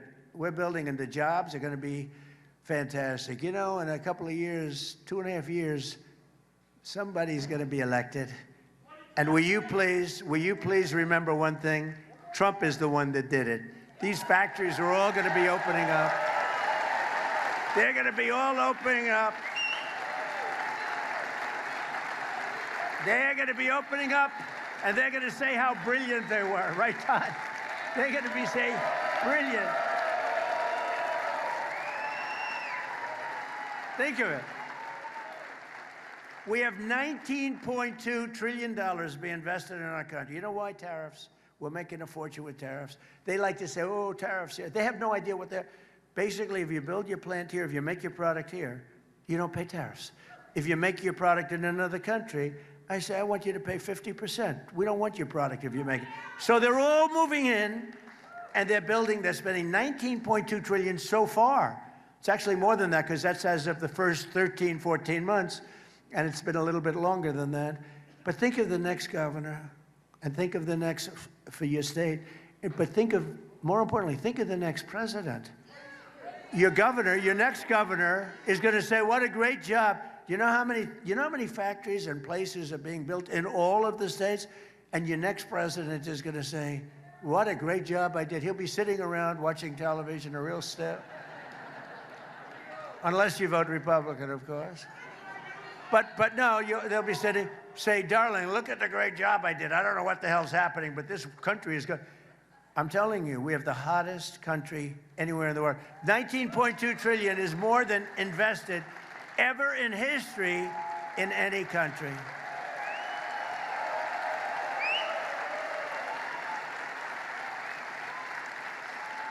And another little stat, I love these stats. I love these. I hate reading these boring speeches because, to be honest with you, isn't it nice to have a president that doesn't have to read a teleprompter? Teleprompters are easy. They're bored. You get a little bored with teleprompters. But here's a stat that they never write down, but I think it's one of the most. At this moment, right now, there are more people working in the United States of America than ever before. We've never had anywhere, not even close. Think of that stat, right? Think of that stat. And one other thing I have to say, you know, they keep talking about affordability. Affordability, you know, I walk in, I'm in office one day, and those fakers, look at all that press back there. Wow, fake news.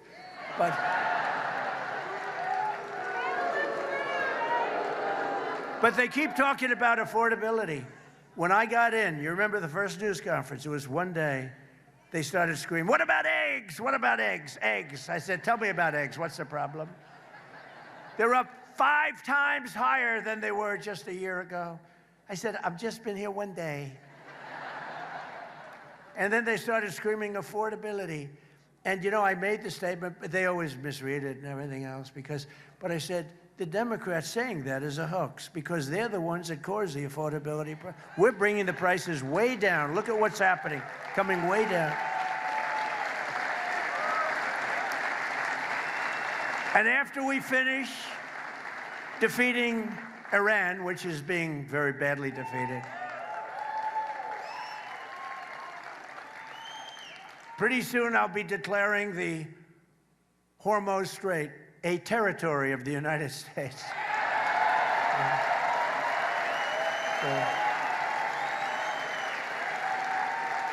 Essentially, that's what it is. We have the blockade. No ships get through unless we want them to. But, and how about Venezuela? Venezuela was a one-day war. And now we work great with them. We've taken in millions and millions of barrels of oil. But we're doing really good. We're doing good in every way. You know, I built the military, and now I used it a little bit more than I wanted to, frankly, but that's okay, because we cannot let Iran have a nuclear weapon. Do we agree? Can't let it.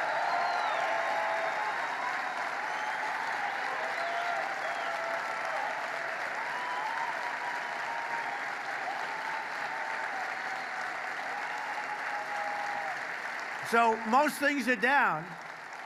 And I had, you know, before I started that, I had to make a journey. I said to my guys, I said to Howard, Scott, Marco, they're all fantastic. What a great group we have. But I said, fellas, we had just had the best month anyone's ever had as president.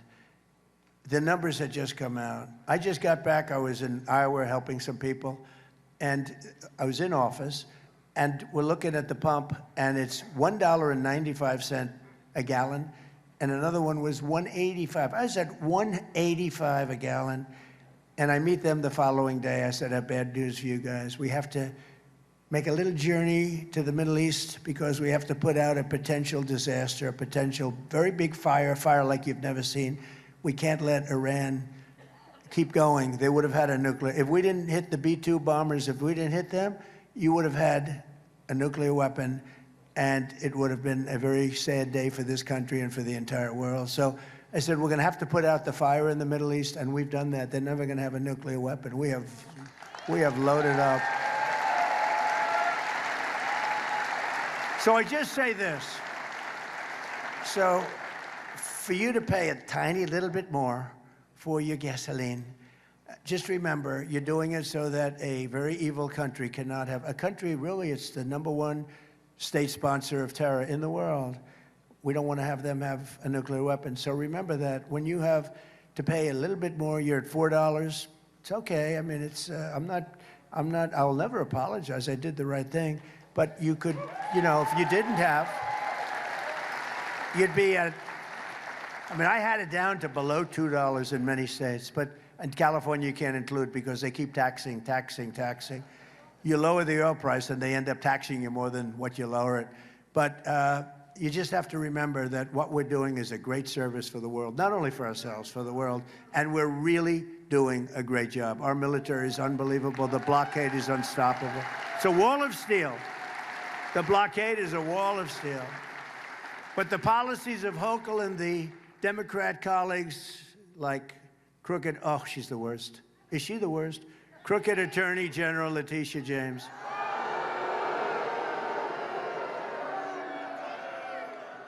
She is the most dishonest, a real slob, a real slob. You know, they had her. She got off on a technicality. They had her, but she got off on a technicality. But let's see what happens. You remember when she was campaigning and we will stop Donald Trump. She's not supposed to say that. She's the Attorney General. We will stop. She didn't know anything about me, but she campaigned on we will stop Donald Trump. Well, I think I'm hearing, am I here as president? Yeah, I am. She's, by the way, Letitia James is a disgrace to law, order, law enforcement. She's a disgrace. She's a dishonest person, very dishonest, very crooked person. Remember, I used to say that about James Comey. I was right. These are dishonest. These are dirty cops. You know the expression? You got dirty cops, too. Letitia James is essentially a dirty cop. And you have a person running, who I just met today for the first time, and I've endorsed her, running for Attorney General. Where the hell are you, ma'am? Where are you?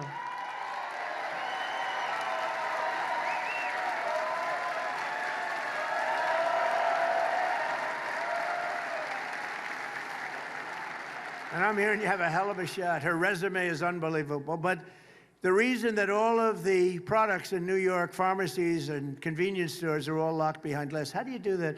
You know, I used to go, you go into a drugstore, you go into a store, you buy something, you buy a toothbrush, you buy some toothpaste. Now you have to open up glass.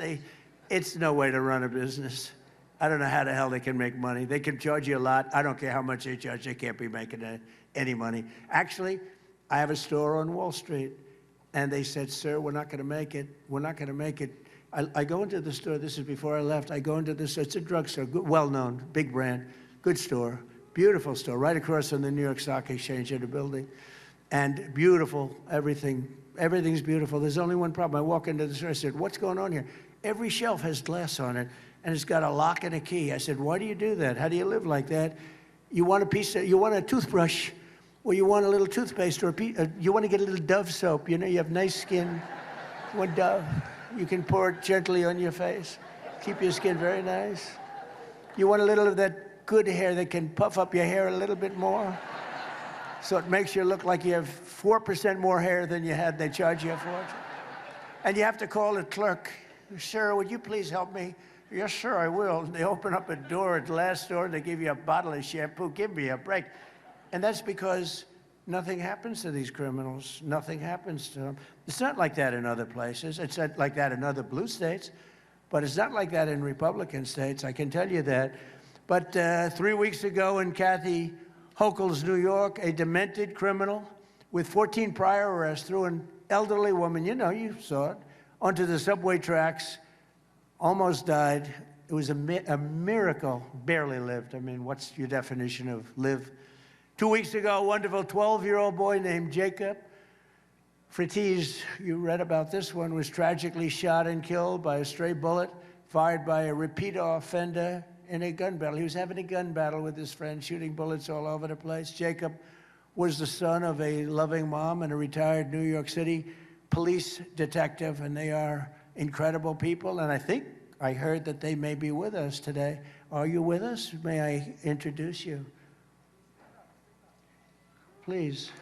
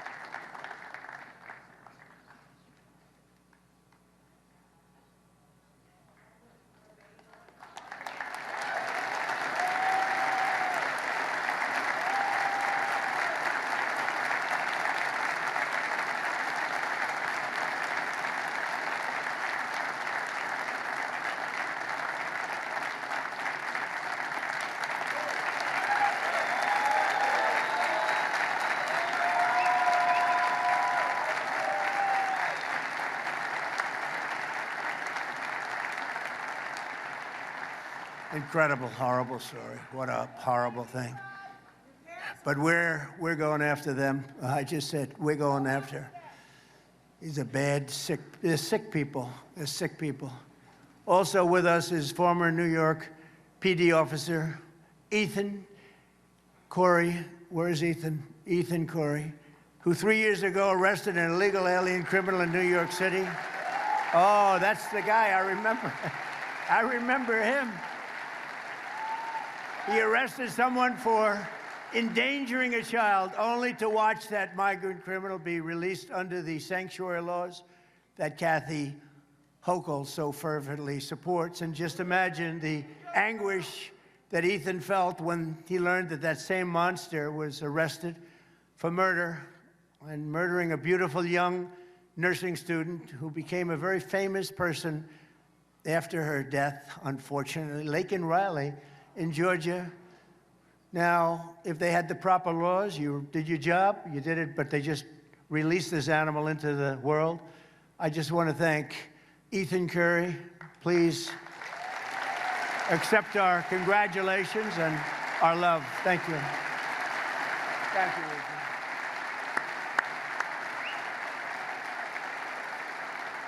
And he was devastated. He was devastated. We've been together twice. But he was devastated because he had the guy. It was all done, and they released him. And he said, don't release him, don't release him, begged him. But they released him, and he went on. The following couple of days later, he killed Laken Riley. Thanks to our Republican majorities in Congress last year, it was my honor to sign the Laken Riley Act into law, helping us ensure migrant criminals are swiftly deported. It's been held up too. It's been people are following it very closely, but and we named it after Laken for a very good reason. The family was devastated. And I want to thank Bruce Blakeman for working closely with federal law enforcement to remove more than 2,000 migrant criminals from Nassau County.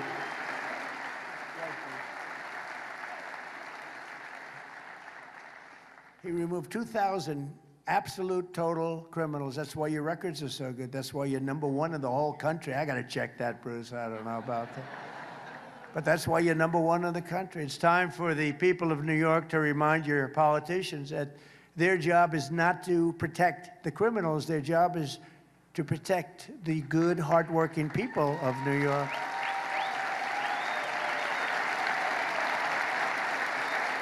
And that's why right here in Nassau County, Bruce Blakeman hired over 700 new police and correctional officers to keep New Yorkers safe.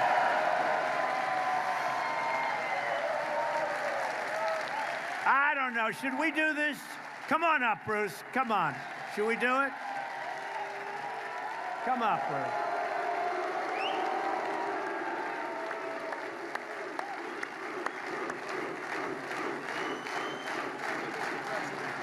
You got it. Thank you very much, Mr. President. See, Sid Rosenberg's here. What do? You're supposed to be on radio.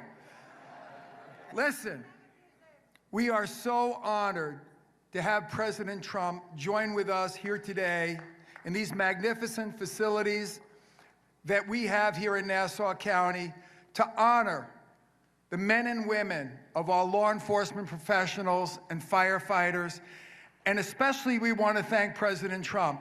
And I mean this from the bottom of my heart because I meet mom and dads everywhere I go throughout the state.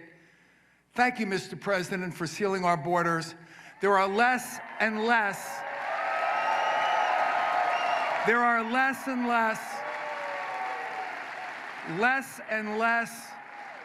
moms and dads that are burying their children from fentanyl and the illegal drugs that came through our porous borders during Biden-Harris. Thank you, President Trump, and God bless you for everything you do. We appreciate you. Keep going.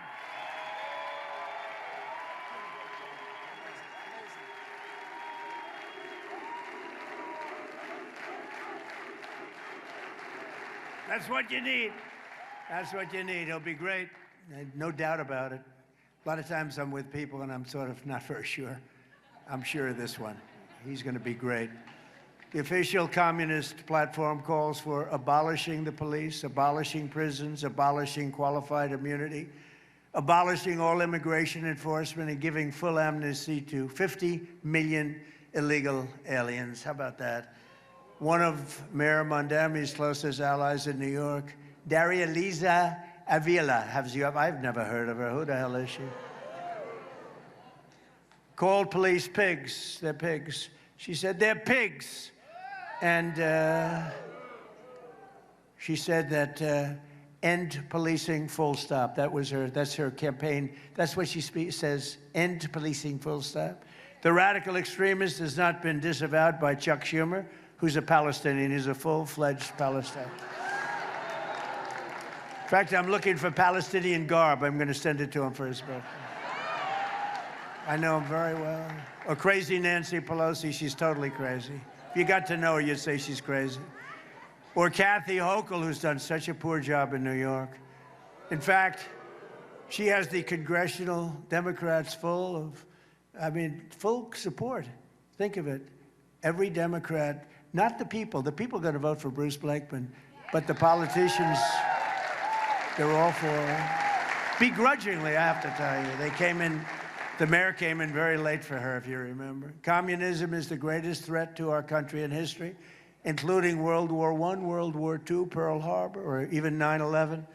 Today, we declare again that America is going to be greater than ever before. It's going to be great. You know, I had a little expression that I came up with called Make America Great Again, MAGA. Who thought that was going to happen when we first said it 10 years ago?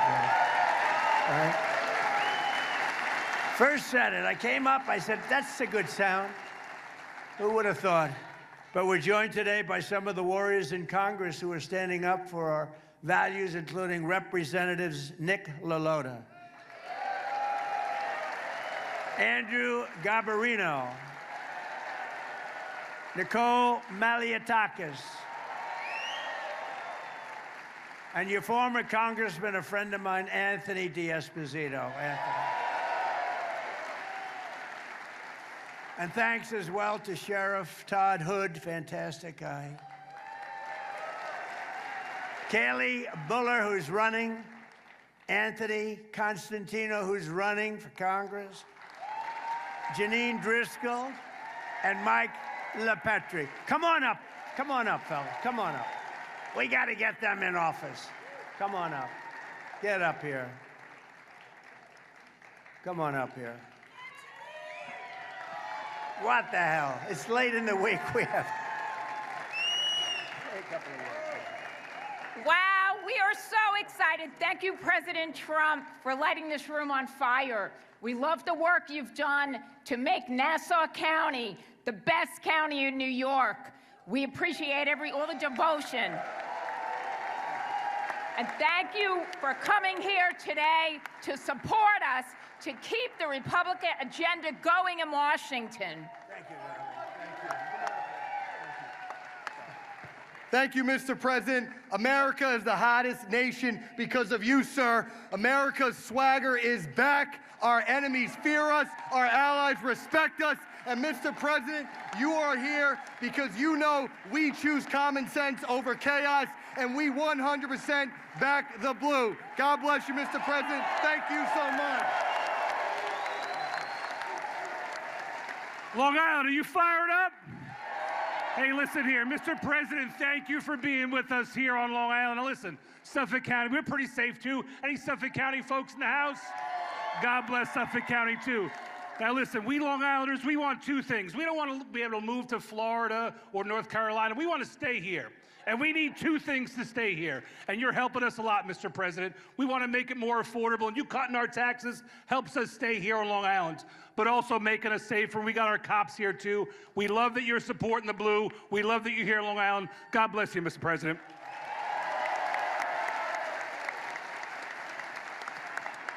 Hello, Long Island. How we doing? All right, are we ready to elect Bruce Blakeman, the next governor, so the entire state can be safe? Well, I'm proud proud to represent Staten Island and Brooklyn. Sadly, it's part of Mondani's New York City, but we are going to change the tide in New York City and across America, and we're doing it already because of our Republican majority and this great president, Donald J. Trump.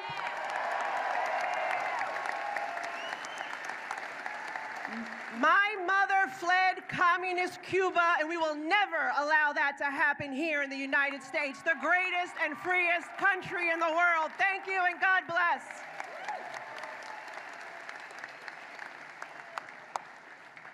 I just want to say thank you very quickly to President Trump for inspiring me to be here.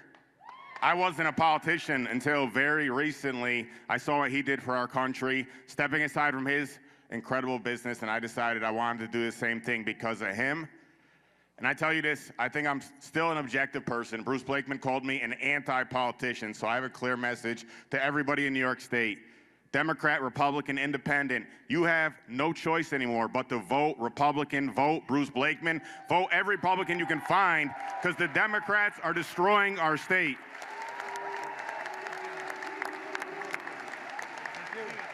Thank you again, everybody. One thing we didn't mention today, but we have to, this would not have happened without the president. Let's thank him for getting our SALT deduction back. Thank you very much, Mr. President. Thank you. Thank you, everybody. We can't forget this one here. Thank you, Mr. President. You let me serve you in term 1. I helped on your transition team, and you let me serve you in term 2. And we are going to keep the House and keep enacting your agenda. Woo!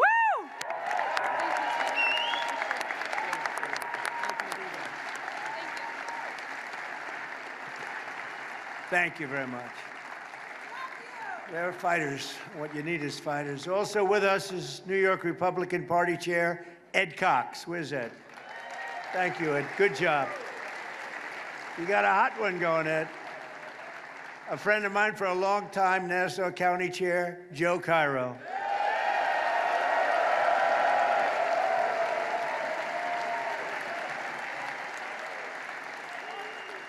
A longtime friend of mine, Senator Al D'Amato, I see is in the audience. Thank you, Al. And another friend of mine, another great politician, Peter King. Thank you, Peter. Great, great. We also have a fearless advocate for victims of crime who spoke at the 2024 Republican National Convention about the murder of her son, Hussein. And I tell you, this was a big moment. Madeline Brame, where are you, Madeline? Where are you, Madeline? What a job that was. What she got the biggest ovation of anybody in the place, including me. Including me. Thank you, Madeline.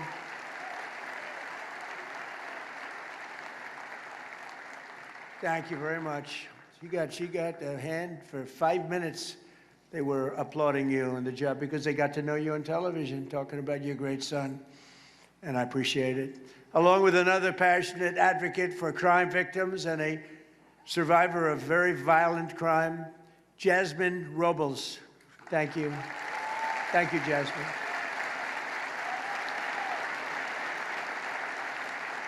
And finally, and I have to tell you, he's become a friend of mine because I think he's just great.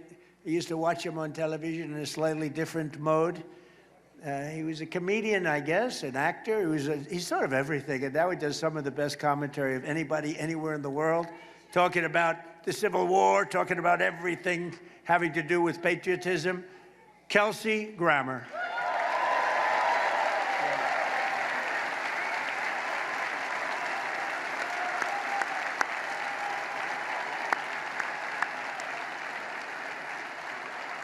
Thank you, Kelsey. I don't know what it is, you know. Originally, he made me laugh. Now, that doesn't easily go into civil wars and all the other wars he talks about, but you are really, maybe it's the voice, maybe it's the look, probably the voice. Must be the voice. But he's a great guy. There's nobody like him. Under the Trump administration, America is winning again, and America is respected again all over the world. We're respected like never before, and that's because I put America first. We're first. And we're first in terms of many countries. When they need help, they call America. I don't always give it because sometimes they haven't been very good to us. You know, NATO wasn't there for us, by the way. You know, NATO was not there for us. We pay all that money for so many decades, money, money, money. We say, yeah, give us a hand. Well, sure, would rather not. But we remember. We inherited the worst border in the history of the United States, so we quickly turned it into the most secure border in the history of our country. We took the worst border, and within a 60-day period, we turned it into the best. And I did it twice. If you remember, I did it in 2016, and then they let it go. But the 2016 border was nothing compared to the border we just had. That border was horrible, what they let into this country. The 2016 was like a secure border by comparison, what we just had to go through. And we did it fast. Remember, they said you couldn't do it, you couldn't secure the border. I did it in really 30 days. 60 days became perfect, but really 30 days. And you know the only difference? Because they said you have to go back to Congress. Yeah, I didn't go back to Congress. The only difference is you had a different president. That's the only difference. In the past 15 months, a historic record of 0 illegal aliens have been admitted into the United States. And we take people in, but they have to come in legally. They have to come in legally. And it was just announced that the total number of attempted illegal border crossings is down by 94%. And by the way, water crossing, you know, for the drugs, 97% down.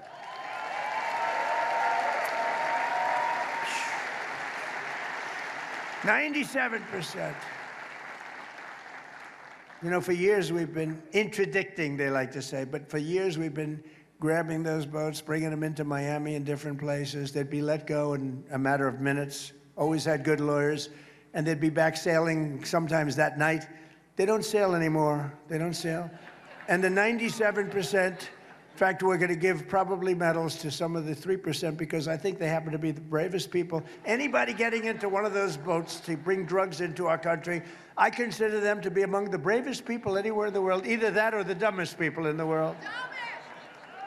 With the help of our Republican majorities in Congress, I proudly signed the largest tax cuts in American history just now. Largest in American history. And they wanted to give you the largest tax increase in American history. You know, all my life I've been watching politics, and I wasn't a politician until relatively recently, but I've been watching. And I've always watched politicians, Democrat, Republican, Independent, they get up and we will cut your taxes, we will cut your, even if they didn't mean it, they always said it. These people actually say, we're gonna raise your taxes. We're gonna drive you crazy. We're gonna do things that is shocking. That's why people are leaving New York, because of those policies. It's the dumbest thing I've ever seen. It can't work, it just can't work. And we have to be careful, because as a federal government, we don't wanna throw good money after bad. They're destroying the city. They're destroying the state. We want to be there for the state, but we don't like what's happening is a guaranteed failure. It's a guaranteed failure. It's not like, oh, maybe it'll work. It's a guaranteed failure. We have to be very careful. Under our leadership, the stock market has set almost 80 all-time highs since the election. Set another one. More Americans are working today. As I said, to me, it's one of the coolest, because, you know, they say, well, employment.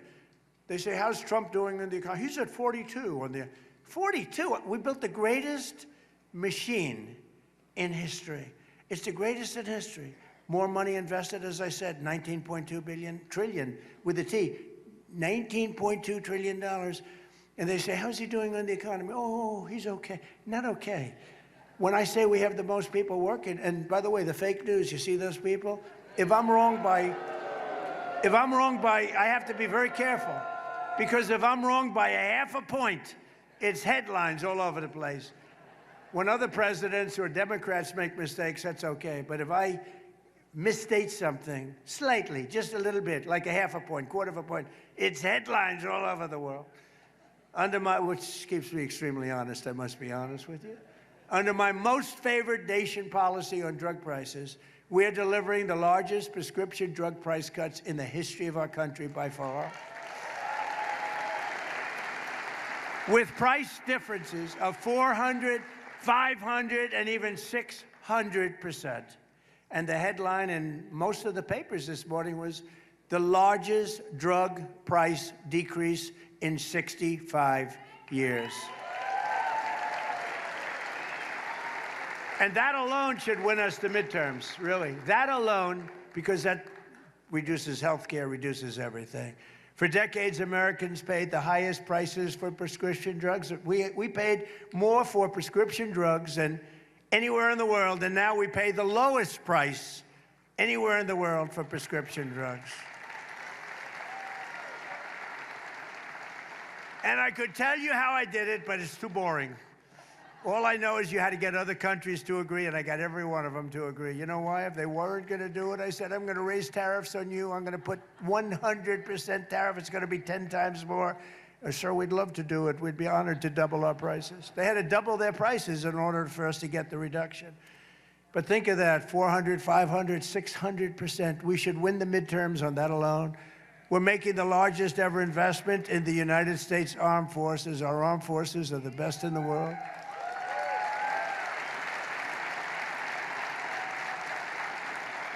I built it during my first term, including Space Force, which has turned out to be very important. And now we're using it. We won in Venezuela, which is now working with what nobody's ever seen. We're taking millions and millions of barrels of oil out every single week. And we're likewise winning big with the Islamic Republic of Iran. Nobody has any idea how successful we are. They don't want to write it, but they know. You know who knows how well we're doing? Iran. Think of it. They have no Navy. It's totally gone. 159 ships. They had a total of 159 ships. 159 ships are right now at the bottom of the sea. They had 212 very nice airplanes, some bought from the United States brilliantly through Obama. Barack Hussein Obama. Have you heard of him? Barack Hussein Obama. And every one of their airplanes is shot down. It's gone. They have no leadership. Their leadership is gone. Their first tour is gone. Their second tour is gone. Their third tour is half gone. That's one of my problems. There's nobody to negotiate with. It is a problem. I said, are you sure this guy's okay? It's the only country in the world where nobody wants to be president. But their radar's gone. All of their high intelligence equipment is gone. Their manufacturing of missiles is 82%. They still have missiles, but not a lot. They still have drones, but just a fraction of what they had.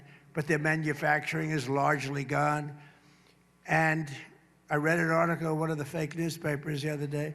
Iran is in very good position.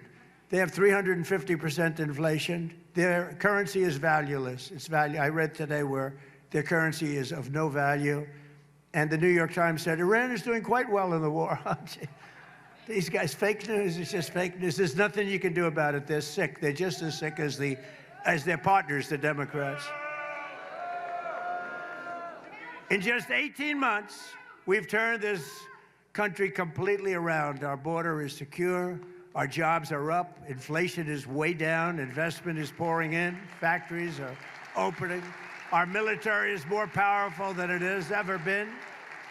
And America is back, and our greatest victories are still to come. Our greatest victories are yet to come. It's amazing, amazing what we've done. And I would not have said we would have done this in a year and a half, but in a year and a half.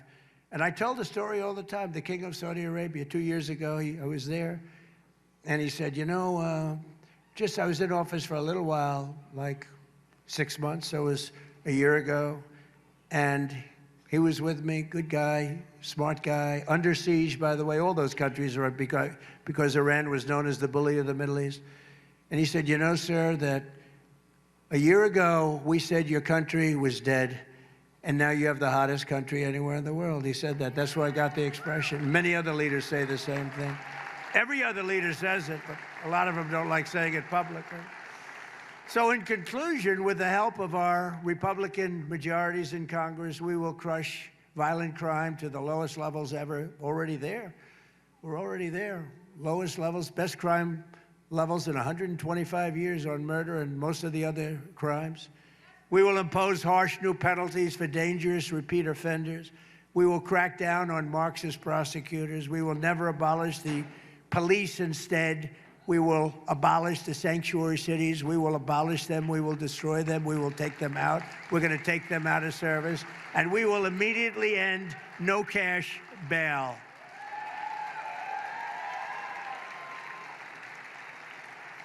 We will pass the great health care plan to stop all payments to big insurance companies. We'll give, you have to understand, the insurance companies are totally controlled, 100%. They're totally controlled by the Democrats, and give the money directly to the people. They give billions and billions of dollars to insurance companies. We're giving them directly to the people. You go out, you buy your own health insurance, and you have money left over. You end up with better health insurance. So you're going to get better health insurance at a lower cost. And finally, we will pass the Save America Act to defend our sacred American elections.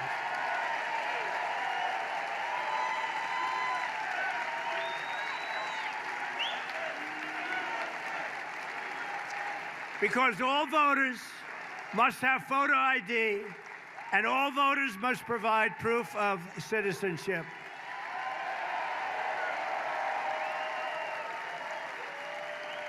Have to do it. We have to do it. And mail-in ballots, we're going to make them so secure you have no idea. If you want to stay home, you can do it, but we got to make them secure because they are crooked as hell. So thank you. Thank you very much.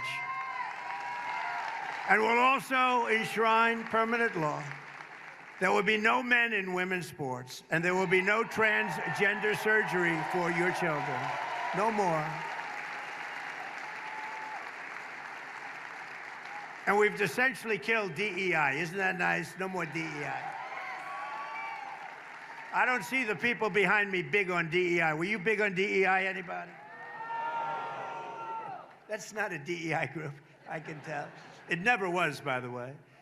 So, ladies and gentlemen of Nassau County, the golden age of America is upon us. It's the golden age. We've never had anything like it. And together with your help and patriots all across this magnificent land, we will make America powerful again. We've already done that. We will make America wealthy again. We've already done that. We will make America healthy again. We're trying to do that. We will make America strong again. We've done that. We will make America proud again. We've done that. We will make America safe again. We've largely done that. And above all, we will make America great again. Thank you very much. God bless you. God bless you. Thank you, everybody.